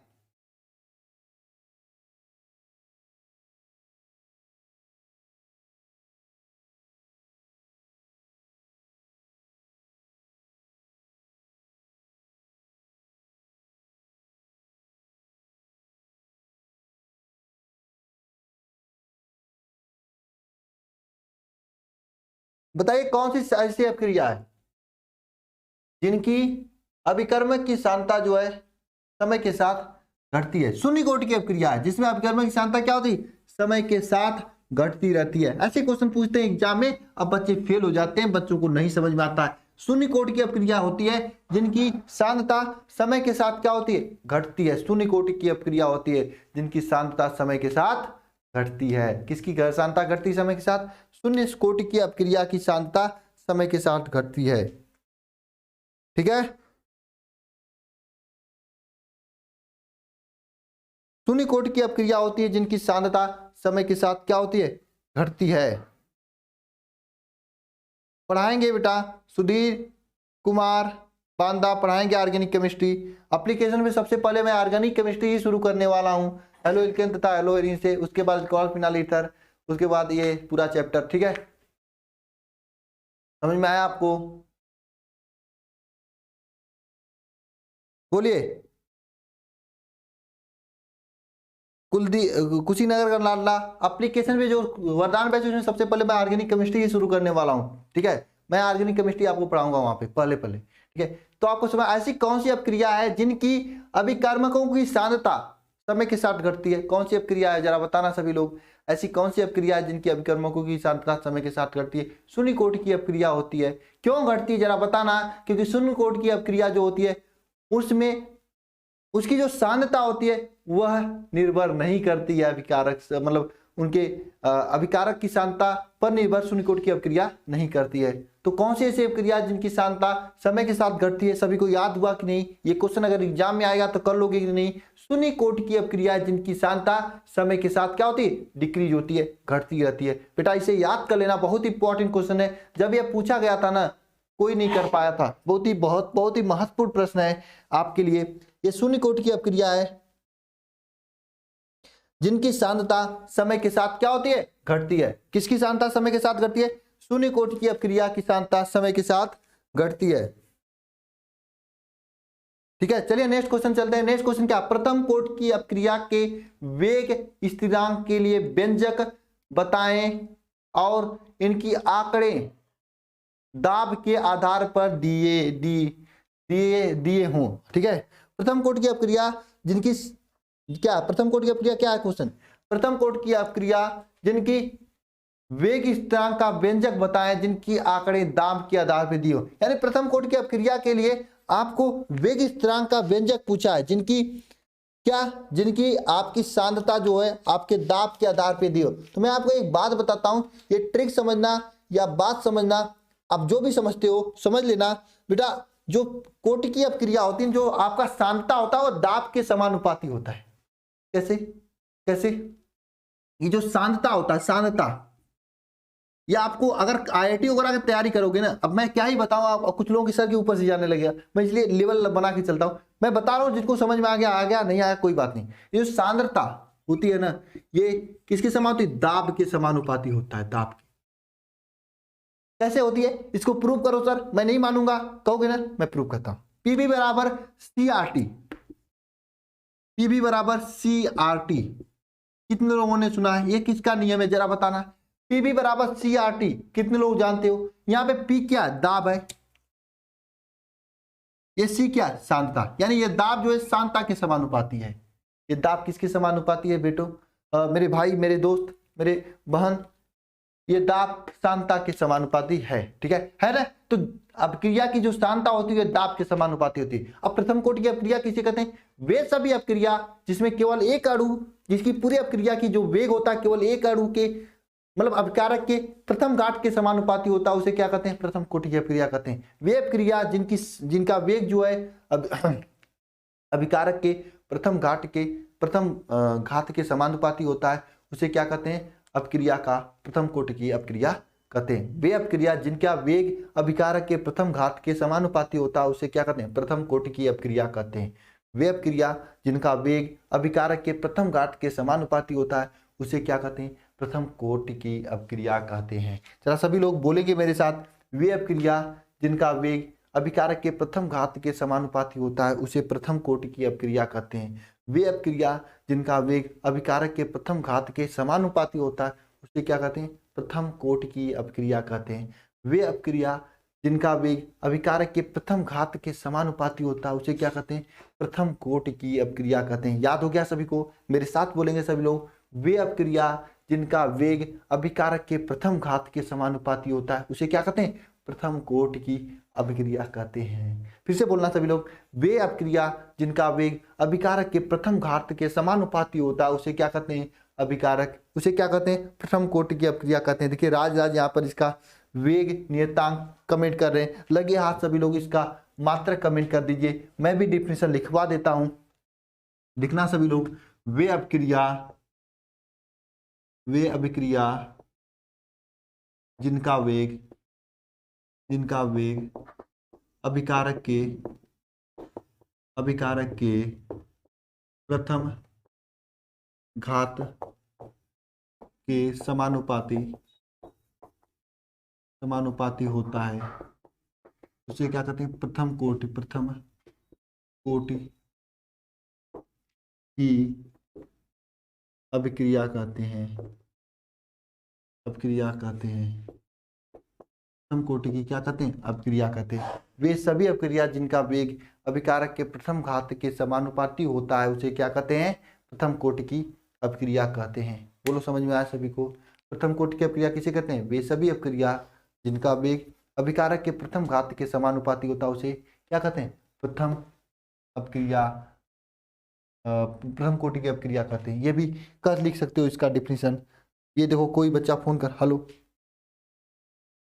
ठीक है, उसे क्या कहते हैं? प्रथम कोटि की अपक्रिया कहते हैं। ठीक है, समझा किसे कहते हैं प्रथम कोटि अपक्रिया? वे अपक्रिया जिनका वेग अभिकारक के प्रथम घात के समानुपाती होता है उसे क्या कहते हैं? प्रथम कोटि की अपक्रिया कहते हैं। प्रथम कोटि की अपक्रिया जो होती है इसकी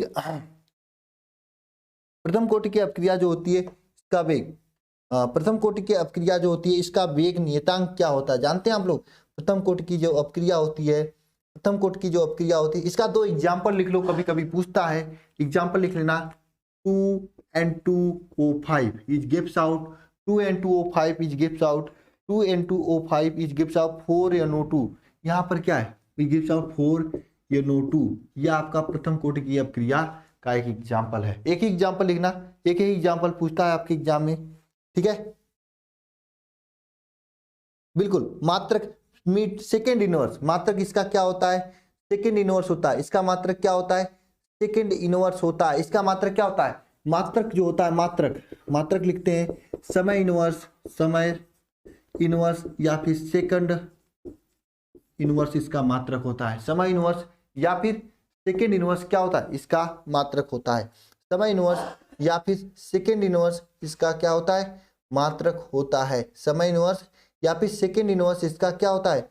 मात्रक होता है। ठीक है, अब इसका वेग स्थिरांक का समीकरण की बात करें तो वेग स्थिरांक का समीकरण k is equal to 2.303 upon T 2.303 upon T 2.303 upon T log base 10 A0 upon A T. ये आपके इसके प्रथम, ये आपका वेग स्थिरांक का क्या है?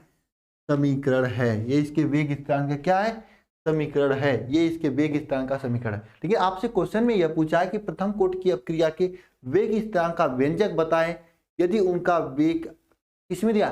दाब के आधार पर दिया हो। अगर ये दाब के आधार पर दिया, आपको कुछ नहीं करना, पी के ए के स्थान पर पी लिख देना है। अगर आप पढ़े रहोगे डीपली तो कर लोगे, कंसेप्चुअल पढ़े रहोगे तो। इसीलिए मैं कर रहा हूँ वरदान बैच में आपको कंसेप्चुअल आपको पढ़ाया जाएगा। आप सभी को जुड़ जाना चाहिए। मैं कोई प्रेस नहीं कर रहा, आपको मैं बता रहा हूं कि आपको जुड़ जाना चाहिए। ठीक है, वहां पर इसी तरह से कंसेप्चुअल पढ़ा होगा। मान लो आप यहां तक पढ़े थे, ये पॉइंट नहीं जानते थे यहां वाला, तो आप गलत कर दोगे ना।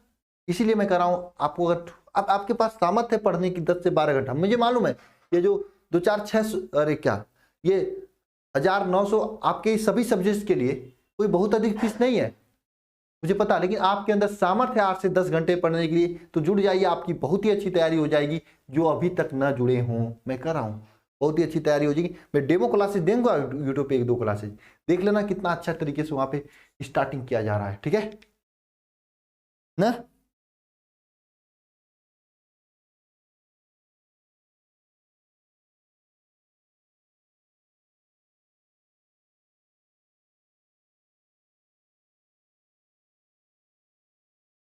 ठीक है, नेक्स्ट क्वेश्चन के चले हम लोग। तो यहाँ पे ये दाब वाला समीकरण मैंने आपको बता दिया, समझ में आया कि नहीं आप सभी लोगों को, आ गया ना समझ में। चलिए नेक्स्ट क्वेश्चन पे चलते हैं। नेक्स्ट क्वेश्चन आप सभी के सामने है।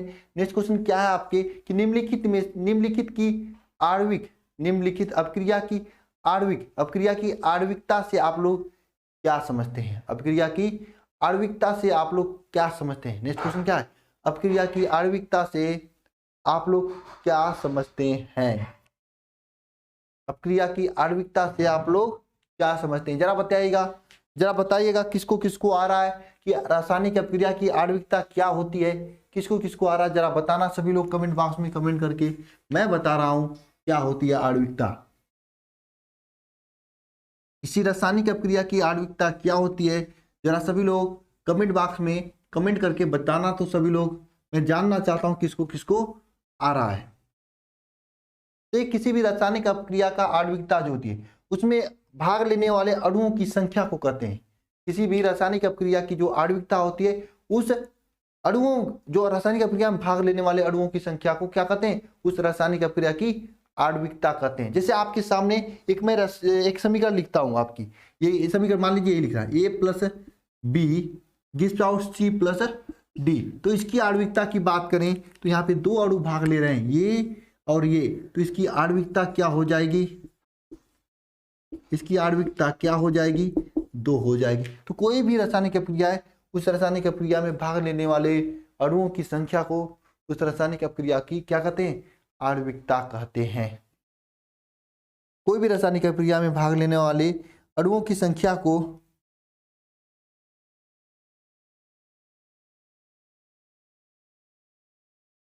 उसमें भाग लेने वाले अणुओं की संख्या को क्या कहते हैं हम लोग? आणविकता कहते हैं। क्या कहते हैं? आणविकता कहते हैं। कोई भी रासायनिक अपक्रिया उस रासायनिक अपक्रिया में भाग लेने वाले अणुओं की संख्या को हम लोग आणविकता कहते हैं। ठीक है, अगर मैं आपको एक समीकरण लिख रहा हूं, ये देखिए CH3COOH, ठीक है, CH3COOH वाला समीकरण, ये CH3COOH वाला समीकरण है आपका। नहीं जाने दो, ये नहीं लिखता हूं आपको, ठीक है। तो आप यहां से समझ लेना किसी भी रासायनिक अपक्रिया में भाग लेने वाले अणुओं की संख्या को क्या कहते हैं? उस रासायनिक अपक्रिया की आणविकता कहते हैं। लिखेंगे डिफिनेशन, किसी भी रासायनिक अभिक्रिया में भाग लेने वाले अणुओं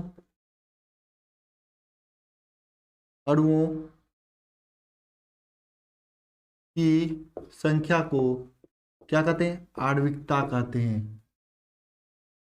आणविकता कहते हैं। किसी रासायनिक क्रिया में भाग लेने वाले अणुओं की संख्या को क्या कहते हैं? आणविकता कहते हैं।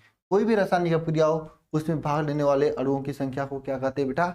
आणविकता कहते हैं। जैसे यहाँ पे एक मान लीजिए रासायनिक क्रिया है, तो यहाँ पे 2 अणु भाग ले रहा है, इसे क्या कहेंगे? इसकी आणविकता क्या हो जाएगी? 2 हो जाएगी। बोलो बिल्कुल, हाँ। जैसे आपके सामने विवेक दुबे एक एग्जाम्पल लिख रहे हैं, इन्हीं का एग्जाम्पल मैं आप सभी को दे देता हूं। H2 + Cl2 gives out HCl। इस रिएक्शन में जरा बताना आणविकता कितनी होगी और कोटि कितनी होगी? देखिए इस रिएक्शन में आणविकता की बात करें तो यहाँ पे दो अणु भाग रहे हैं, एक H2 एक Cl2, तो आणविकता 2 होगी। लेकिन कोटि की बात करें, इसकी कोटि 0 होती है। सर आपको कैसे पता इसकी कोटि 0 होती है? मैं इसे याद किया हूं, आपको भी याद करना पड़ेगा। कौन कौन से रिएक्शंस हैं जिनकी कोटि 0 होती है? मेरे पास एक ट्रिक है, मैं बता दूंगा किसी दिन, जहाँ पे मैं प्रथम कोटि की अपक्रिया, सेकंड कोटि की अपक्रिया बताऊंगा, तो कि इससे आप लोग हद तक सही बता सकते हो कि इसकी आणविकता, इसकी कोटि कितनी है। फिर भी आपको याद ही करना पड़ेगा, क्योंकि ट्रिक हमेशा काम नहीं करता है। मैं बता दे रहा हूँ, ट्रिक हमेशा काम नहीं करता है। ट्रिक को मैं बता दूंगा, लेकिन फिर भी आपको ट्रिक याद करना पड़ेगा, ठीक है। हाँ, ये भी आप है, किसी संतुलित अपक्रिया में भाग लेने वाले अणुओं की संख्या को क्या कहेंगे? तो संतुलित कहो या ना कहो, असंतुलित अपक्रिया भाग लेगी ही नहीं, सीधी सी बात है। 2 किलो चीनी, आधा किलो या 100 ग्राम पानी अब कभी घुलेगा कि नहीं घुलेगा ना? आप तो संतुलित ही मात्रा लोगे ना। 2 किलो चीनी को 4 लीटर पानी, 5 लीटर पानी में घोलोगे ना। मैं क्या लिया? किसी भी रासायनिक अपक्रिया में भाग लेने वाले अणुओं की संख्या को। असंतुलित अपक्रिया हो ही नहीं सकती, संभव ही नहीं है असंतुलित अपक्रिया हो। तो रासायनिक अपक्रिया कोटि में आती ही नहीं है, तो आप संतुलित अपक्रिया लिखो या न लिखो, आपका सही रहेगा। ठीक है, चलिए नेक्स्ट क्वेश्चन पे चले हम लोग। ये है नेक्स्ट क्वेश्चन, क्या है नेक्स्ट क्वेश्चन, तापीय गुणांक क्या है, इसका अपक्रिया की वेग से संबंध लिखिए। तापीय गुणांक के संबंध में आपको बताना है, तापीय गुणांक के संबंध में आपको क्या करना है, बताना है।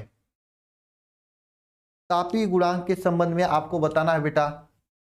हाँ बिल्कुल आप लिख सकते हो, इसका मान सदैव धनात्मक होता है। बिल्कुल देखिए, अब बच्चे तो अपने से बता दे रहे हैं, मैं नहीं बताना चाह रहा था कि धनात्मक होता है ऋणात्मक होता है, मुझे पता था कि आगे कभी न कभी क्वेश्चन आएगा। अपक्रिया की कोटि का मान सदैव धनात्मक होता है, सदैव धनात्मक होता है, ये भी लिख सकते हो। और ऋणात्मक ये भी लिख सकते हो कि शून्य कभी नहीं होता है, शून्य कभी नहीं होता है। अपक्रिया की कोटि तो शून्य हो गई, लेकिन अपक्रिया की आणविकता कभी भी शून्य नहीं होता है। अपक्रिया की कोटि तो आपका शून्य हो गया, लेकिन अपक्रिया की आणविकता कभी भी क्या शून्य नहीं होता है। ये आपको ये बात जाननी चाहिए, आपको यह बात क्या करनी चाहिए, जाननी ही चाहिए। ठीक है, आपको यह बात जाननी चाहिए। ठीक है ना, नेक्स्ट क्वेश्चन पे चले हम लोग ना। नेक्स्ट क्वेश्चन तो तापीय गुणांक वाला आ ही गया है, जरा बताना नेक्स्ट क्वेश्चन का जवाब। केशव राघव क्या हुआ, क्यों सॉरी बोल रहे हो?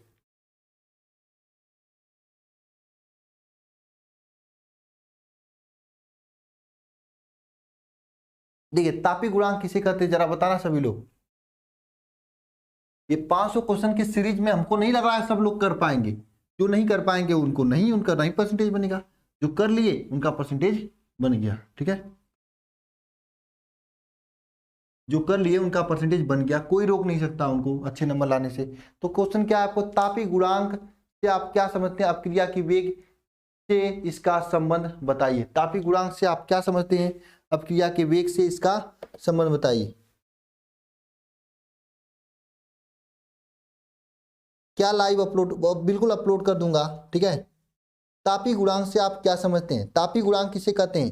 देखिए किसी भी अपक्रिया के दो तापों के मध्य अगर 10 डिग्री सेंटीग्रेड का वेग स्थिरांक का अनुपात हो, ठीक है, 25 से जैसे 35 होता है, ठीक है ना, उसी को क्या कहते हैं, तापीय गुणांक कहते हैं। ये तापीय गुणांक का मतलब क्या होता है, देखिए तापीय गुणांक जो होता है, तापीय गुणांक इसके दो टेम्परेचर T25 और T35, 2 डिग्री से 2 टेम्परेचर्स के अंतर के बराबर जो हो, यानी तापीय गुणांक जो होता है T25 T35, इन दो टेम्परेचर के बीच अगर 10 का अंतर हो, कितना 10 का अंतर, 10 का अंतर हो, तो ये जो आपका समीकरण बनेगा क्या, ये जो आपका अनुपात होता है, इसी को क्या कहते हैं, तापीय गुणांक कहते हैं। तापीय गुणांक का मतलब समझ रहे हैं आप सभी लोग।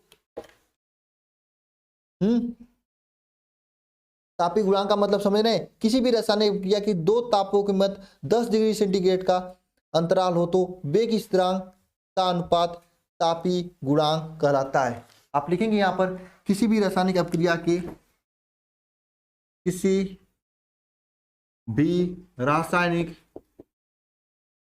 भी रासायनिक अपक्रिया के किन्हीं दो तापों के मध्य, किन्हीं दो तापों के मध्य अगर 10 डिग्री सेंटीग्रेड का अंतर हो, कितना का अंतर हो, 10 डिग्री सेंटीग्रेड का अंतर हो, तो 10 डिग्री सेंटीग्रेड का अंतर हो, तो 10 डिग्री सेंटीग्रेड का अंतर हो, तो वेग स्थिरांक क्या कहलाता है, तापीय गुणांक कहलाता है। वेग स्थिरांक क्या कहलाता है, तापीय गुणांक कहलाता है। किन्हीं दो रासायनिक समीकरण उनके मध्य 10 डिग्री सेंटीग्रेड का अंतर हो तो वेग स्थिरांक क्या कहलाता है, तापीय गुणांक कहलाता है। उसमें 10 डिग्री सेंटीग्रेड का अंतर हो तो उसे क्या कहते हैं, उसे वेग स्थिरांक को क्या कहते हैं, तापीय गुणांक कहते हैं। वेग स्थिरांक को क्या कहते हैं बेटा, तापीय गुणांक कहते हैं। बिल्कुल विवेक दुबे जी आप सही लिख रहे हो, आपने सही लिखा। ठीक है, चलिए नेक्स्ट क्वेश्चन पे विवेक दुबे जी बताओ। तापी गुणांक के बाद नेक्स्ट क्वेश्चन पे आप इसे लिखना, तापी गुणांक किसी को 25 डिग्री सेंटीग्रेड या 35, इनका अंतर कितना 10 डिग्री सेंटीग्रेड, तो इसका जो वेग स्थिरांक उसे क्या कहेंगे, तापी गुणांक कहेंगे। चलिए नेक्स्ट क्वेश्चन पे चलते हैं। नेक्स्ट क्वेश्चन आप सभी के सामने है, इसमें आपको अपक्रिया का मतलब अपक्रिया की दर से क्या तात्पर्य है, किसी दर मतलब अपक्रिया का वेग, अपक्रिया की दर का मतलब क्या हुआ, अपक्रिया का वेग। प्रस्तावित समीकरण है, कौन सा समीकरण आपका है, तो आपको यहाँ पे अपक्रिया का दर ज्ञात करना है। क्या ज्ञात करना आपको यहाँ पे, अपक्रिया की दर ज्ञात करना है। कितने लोगों को यह आ रहा है क्वेश्चन, ये वायरल प्रश्न है, समझ लो, ये बार बार पूछा जाता है। यहाँ पर अपक्रिया की दर ज्ञात करना है, कैसे ज्ञात करोगे अपक्रिया की दर, बताओ।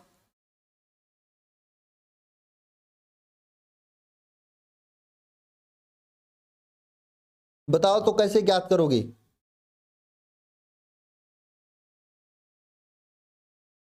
क्या कंफ्यूजन है, यदि डिग्री सेंटीग्रेड, क्या कंफ्यूजन, यदि डिग्री सेंटीग्रेड पर वेग स्थिरांक,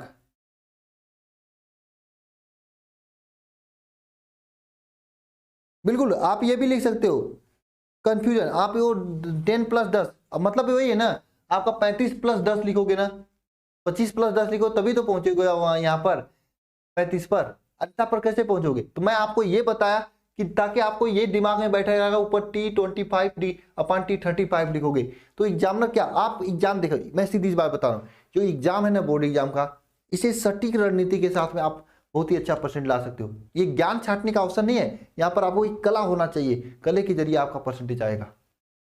बहुत ज्यादा ज्ञान जानने वाला भी रह जाता है नीचे, समझ में आ रहा है।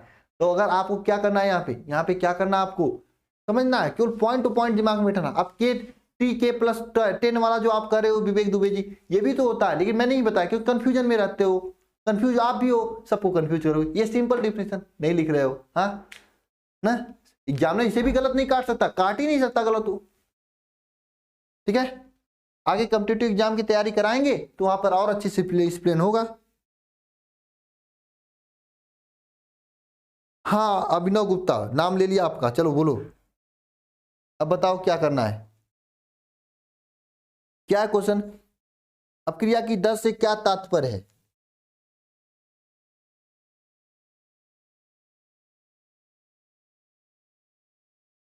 बताओ जरा। देखो यहाँ पे दो प्रकार की अपक्रियाएं दी गई हैं, पहली अपक्रिया क्या दी गई है, तीव्र, दूसरी अपक्रिया क्या दी है, मंद अपक्रिया। तो सीधी सी बात बता रहा हूं, रासायनिक बल गतिकी में किसका अध्ययन किया जाता है, हमेशा मंद अपक्रिया का अध्ययन किया जाता है, तीव्र अपक्रिया का अध्ययन नहीं किया जाता है।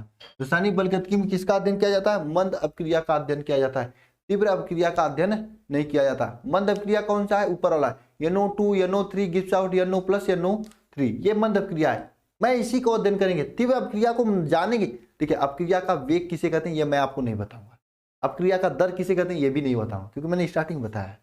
मैं आपको सीधे इसकी अपक्रिया का वेग दर कैसे लिखेंगे ये बता रहा हूं। तो आपको कौन सी अपक्रिया लेना है, केवल मंद अपक्रिया को लेना है। मंद वाली अपक्रिया कौन है, NO2 वाला है, NO2 + NO2, दो NO2 को हम लोग जोड़ रहे हैं तो क्या मिल रहा है हमें, NO2 + NO2 gives out NO + NO3, NO + NO3। देखो मुझे दिखाई नहीं दे रहा पीछे तक क्वेश्चन, मैं देख लेता हूं आगे आके, NO + NO3 है, ठीक है। ये आपकी रासायनिक अपक्रिया है, क्या है, रासायनिक अपक्रिया है, रासायनिक, क्या है, रासायनिक अपक्रिया है, ये आपकी रासायनिक अपक्रिया है, क्या, NO2 + NO2 इस बार NO + NO3, ये आपका क्या है, रासायनिक अपक्रिया। इस रासायनिक अपक्रिया में बात को समझना सभी लोग, इस रासायनिक अपक्रिया में इसकी दर पूछा है, सर आपने नीचे वाला क्यों नहीं दिया, NO2 + CO2 वाला, इससे क्या दुश्मनी थी आपकी, कुछ लोग पूछेंगे। देखो भाई ये तीव्र अपक्रिया इतना तेजी से होता है कि मैं इसको पकड़ ही नहीं पाता हूं, उसको समझ ही नहीं पाता हूं, तब तक अपक्रिया कंप्लीट हो जाता है, ना समझ में आ रहा है। इसलिए मैं नीचे तीव्र अपक्रिया को मैंने नहीं लिया, मंद अपक्रिया को लिया, ऊपर वाला NO2 + NO2 gives out NO + NO3 को लिया हमने, ठीक है। इसकी दर की बात करें तो दर कैसे लिखेंगी, इसकी दर निकलने के लिए, दर निकलने के लिए क्या है, 2 NO है तो NO² हो जाएगा, NO2², इसी तरह से दर लिखा जाता है, सिंपल होता है दर लिखना ना। बस यहाँ पे डिसाइड ये करना कठिन होता है किसको लेना है किसको नहीं लेना है, बिल्कुल आप आगे के भी लिख सकते हो, नहीं भी लिख सकते हो, आपके मर्जी के ऊपर। ये अपक्रिया का दर है। ठीक है, समझ में आया सभी को? काफी लोग कमेंट भी कर रहे हैं। बिल्कुल, चलिए नेक्स्ट क्वेश्चन पे। नेक्स्ट क्वेश्चन आप सभी के सामने है। क्या है? अपक्रिया की कोटि की प्रमुख अभिलाक्षणिक लिखिए। ठीक है,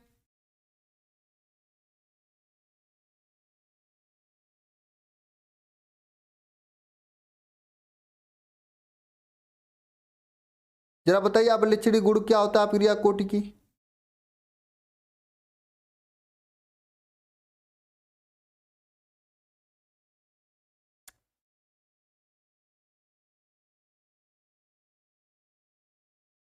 जरा बताएंगे सभी लोग, अपक्रिया की कोटि की क्या अभिलाक्षणिक गुण होता है?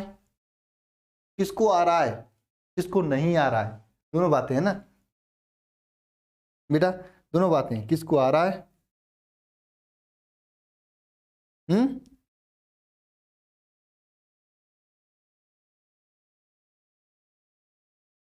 देखिए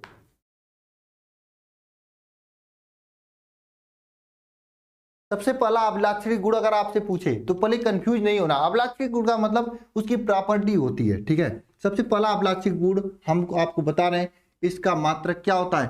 समय इनवर्स होता है। पहला अभिलाक्षणिक गुण क्या होता है? आप पहला लिखेंगे, प्रथम कोटि की अभिक्रिया का मात्रक क्या होता है? समय इनवर्स होता है। समय इनवर्स होता है पहली बात। सेकेंड इनवर्स होता है। पहला अभिलाक्षणिक गुण हुआ कि प्रथम कोटि की अपक्रिया का मात्रक समय इनवर्स है। क्या है? समय इनवर्स है, पहला अभिलाक्षणिक गुण। अरे बोलोगे सभी लोग? ठीक है, इसका पहला अभिलाक्षणिक गुण क्या? प्रथम कोटि की अपक्रिया का जो मात्रक है क्या है? समय इनवर्स है। प्रथम कोटि की अपक्रिया का मात्रक क्या है? समय इनवर्स है। समय इनवर्स है, समय का इनवर्स ही प्रथम कोटि की अपक्रिया का मात्रक होता है। समय का इनवर्स ही प्रथम कोटि के अपक्रिया का क्या होता है? मात्रक होता है। ये पहली बात हो गई। ठीक है, इसके चार अभिलाक्षी गुण लिखा है, तो दूसरा आप लिख लेते हैं वेग। इस अपक्रिया का प्रथम कोटि की अपक्रिया की समाकलित वेग समीकरण आप लिख सकते हैं। प्रथम कोटि की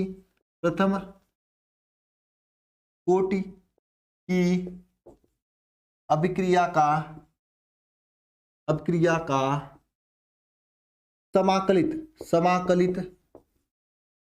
वेग समीकरण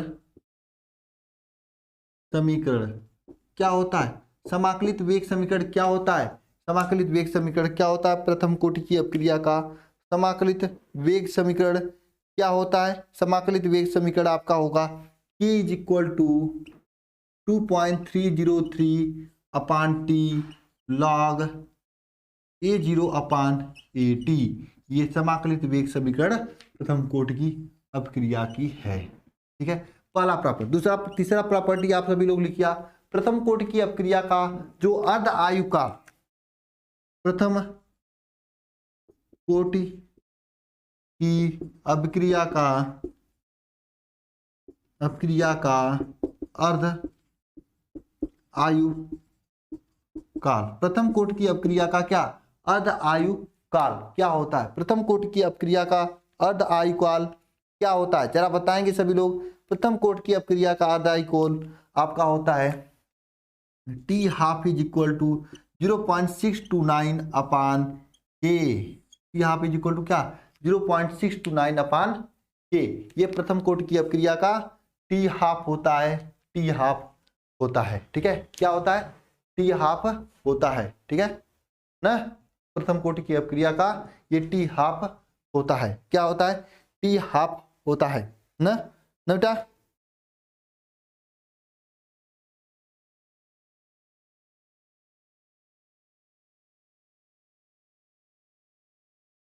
बताओ, प्रथम कोटि की अपक्रिया का ये क्या होता है? टी हाफ होता है। समय आवर्तकाल अलग अलग होता है। ठीक है, टी हाफ हो गया प्रथम कोटि की अपक्रिया का, इसका मात्रक हो गया 3 हो गया। एक और कौन सा लिखोगे बताओ ना, बताओ सभी लोग। प्रथम कोटि की अपक्रिया का और क्या लिखोगे? एक अभिलाक्षणिक गुण आप सभी लोग भी बताओ मुझे प्रथम कोटि की अपक्रिया का। अरे बताओ सभी लोग, एक अभिलाक्षणिक गुण आप लोग भी प्रथम कोटि की अपक्रिया का बताएंगे। जरा बताएंगे। एक आपके ऊपर छोड़ता हूं, आपको लिखना है। चलते हैं नेक्स्ट क्वेश्चन पे। नेक्स्ट क्वेश्चन क्या है? आभासी तथा एकाण्विक अपक्रिया किसे कहते हैं, ये क्वेश्चन है। तो आभासी तथा एकाण्विक अपक्रिया किसे कहते हैं? वे अपक्रिया जिनका आणविकता तो आपको दिखाई दे एक है, जिनका आणविकता तो आपको दिखाई दे एक है, लेकिन दो है, लेकिन कोटि एक होती है। वे अपक्रिया जिनकी आणविकता एक हो, दो हो, परंतु कोटि एक हो, उसे क्या कहते हैं? आभासी तथा एकाण्विक अपक्रिया कहते हैं। जैसे आपके सामने एग्जाम्पल मैं दे रहा हूं, CS3 COO CS3 CS3 COO CS3, ये आपको एग्जाम्पल दे रहा हूं। इसकी क्रिया जल के साथ की जा रही है, H2O के साथ। क्या हो जाएगा? ये हो जाएगा CS3 COOH CS3 COOH CS3 COOH plus C2H5OH CH3OH, ठीक है, ये है। तो इसका क्या है? इसकी तो आणविकता एक है, आणविकता, अरे यार आणविकता दो है, आणविकता क्या है? दो है, परंतु कोटि क्या है यहाँ पे? कोटि क्या है यहाँ पे?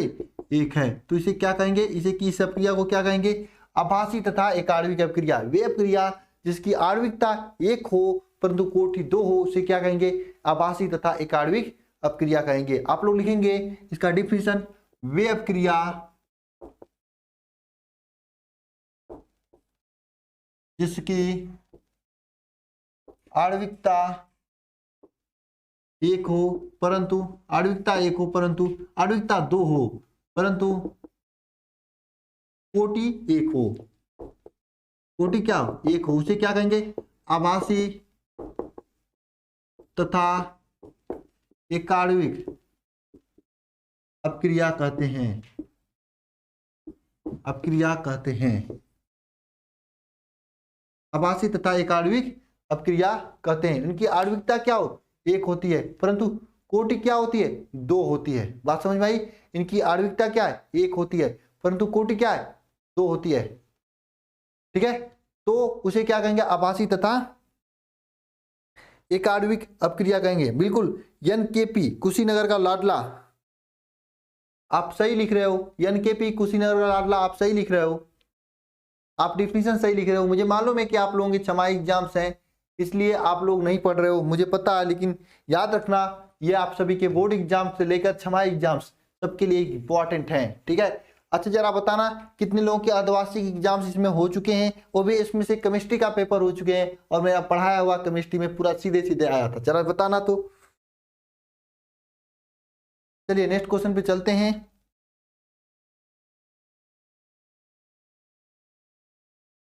ठीक है। नेक्स्ट क्वेश्चन पे चलें या फिर आज इसके लिए इतना ही रहने दें? हाँ, जरा बताओ कमेंट बॉक्स में कमेंट करके, नेक्स्ट क्वेश्चन पे चलें या आज के लिए इतना ही रहने दें? अभी तो शुरू हुआ, बताइए अंकुर मलिक।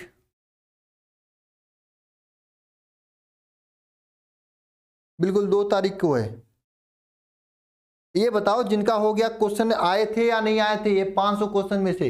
अगर यहाँ पे आए हैं तो मैं गारंटी देता हूं जिस दिन रिजल्ट आएगा ना, जिस दिन केमिस्ट्री का पेपर होगा, मैं यही खड़ा होकर आपको दिखाऊंगा ये क्वेश्चन 500 में था, वो क्वेश्चन 500 में का था।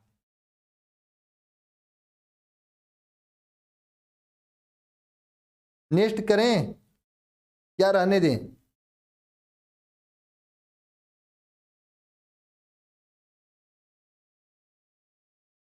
श्याम तिवारी, आपका सारे पेपर हो चुके हैं?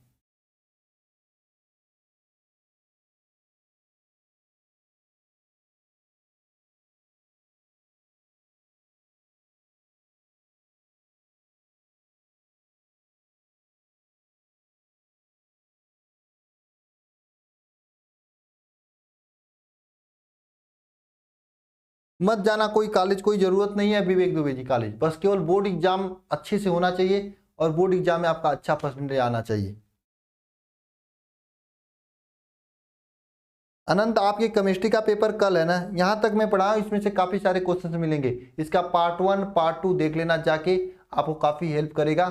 मैं देख रहा हूँ आज या कल तक आपको इसको एक प्लेलिस्ट बनवाकर इसी वीडियो की डिस्क्रिप्शन में डाल दूंगा, ठीक है।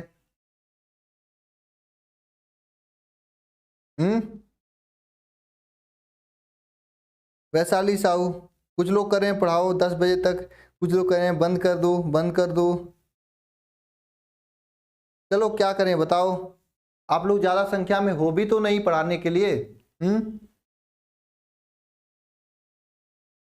और मैं बताऊं आप लोगों को एक इंटरेस्टिंग बात, सुनकर आप लोगों को हंसी आएगी। हमसे जो है शाम को क्लास लेने से पहले एक स्टूडेंट का फोन आया था, नाम था उसका राहुल, राहुल नाम था, राहुल श्रीवास्तव। उन्होंने उसने हमसे क्या करा था कि सर सर सर सर आपसे एक रिक्वेस्ट है सर, आज आप केमिस्ट्री क्लास मत लो। मैंने क्यों?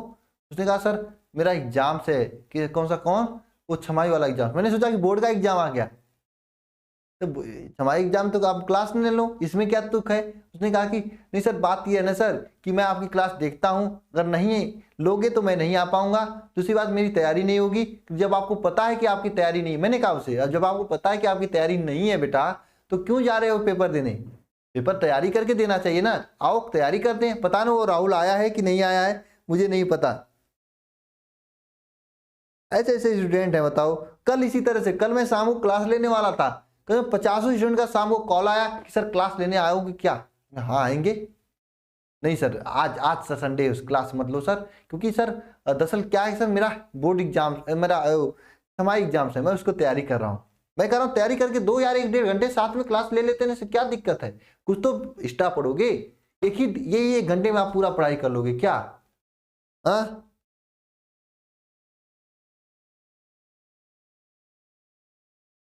यस राज यही बात है, राही पटेल यही बात है, क्या बताऊं मैं।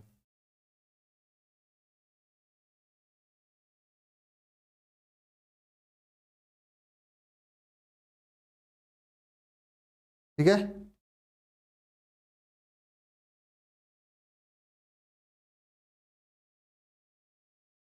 बिल्कुल।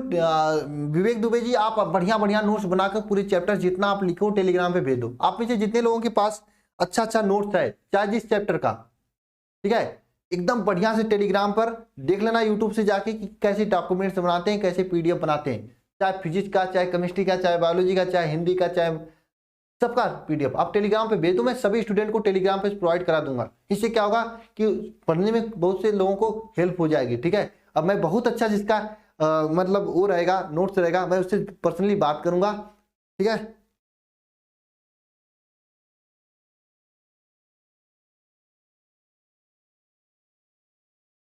नहीं वैशाली साहू क्या है, वरदान बैच की बात करूं तो मैं 60 दिन का टारगेट रखा हूं, 60 दिन में पूरा सिलेबस कंप्लीट करने का। उसके बाद भी क्लासेज होंगी, लेकिन क्या डाउट क्लासेज होंगी, प्रैक्टिस सेशंस होंगी। ठीक है ना?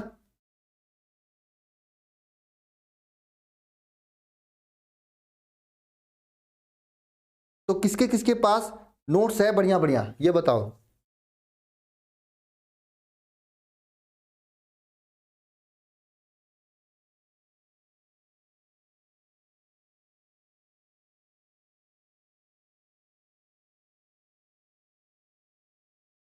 बिल्कुल मैं लेता हूँ सिंधे को, राही पटेल आपने तो बहुत अच्छा स्टूडेंट हो आप तो, लेकिन क्या बताऊं, मैं बता दिया पूरी बात ना कैसे कैसे थी। देखो गौतम कोहली करें रहने दो।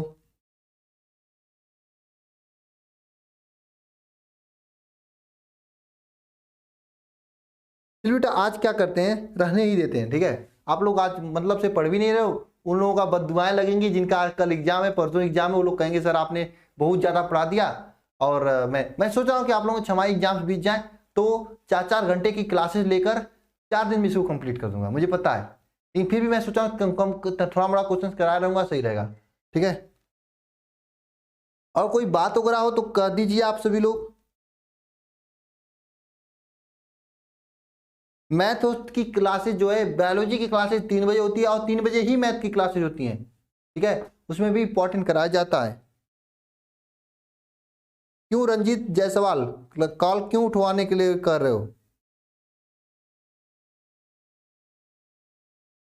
बिल्कुल, जिनके पास भी बढ़िया नोट्स है मैं सभी से कहना चाहता हूं, अल्फा इंस्टीट्यूट जो टेलीग्राम है, या तो मुझे कॉल करके कर देना सर मैं भेज रही हूं या भेज रहा हूं, या फिर बता देना। विवेक दुबे जी आप भेजने के लिए कहे थे, आप भी भेज देना। ठीक है, मैं भेज दूंगा, ग्रुप वगैरह में सबको हेल्प हो जाएगी। ठीक है, नोट्स है तो भेज देना, अगर आप लिखे हो तो फायदा मिलना चाहिए ना, जैसे मैं आप सभी के लिए फ्री में कर रहा हूँ यहाँ पे, तो सीधा आप लोग भी अगर किए हो तो आधा मिल जाएगा। मैं देखूंगा जिसका अच्छा रहेगा मैं उसको कुछ इनाम भी दूंगा, ठीक है, टेंशन मत लेना ना।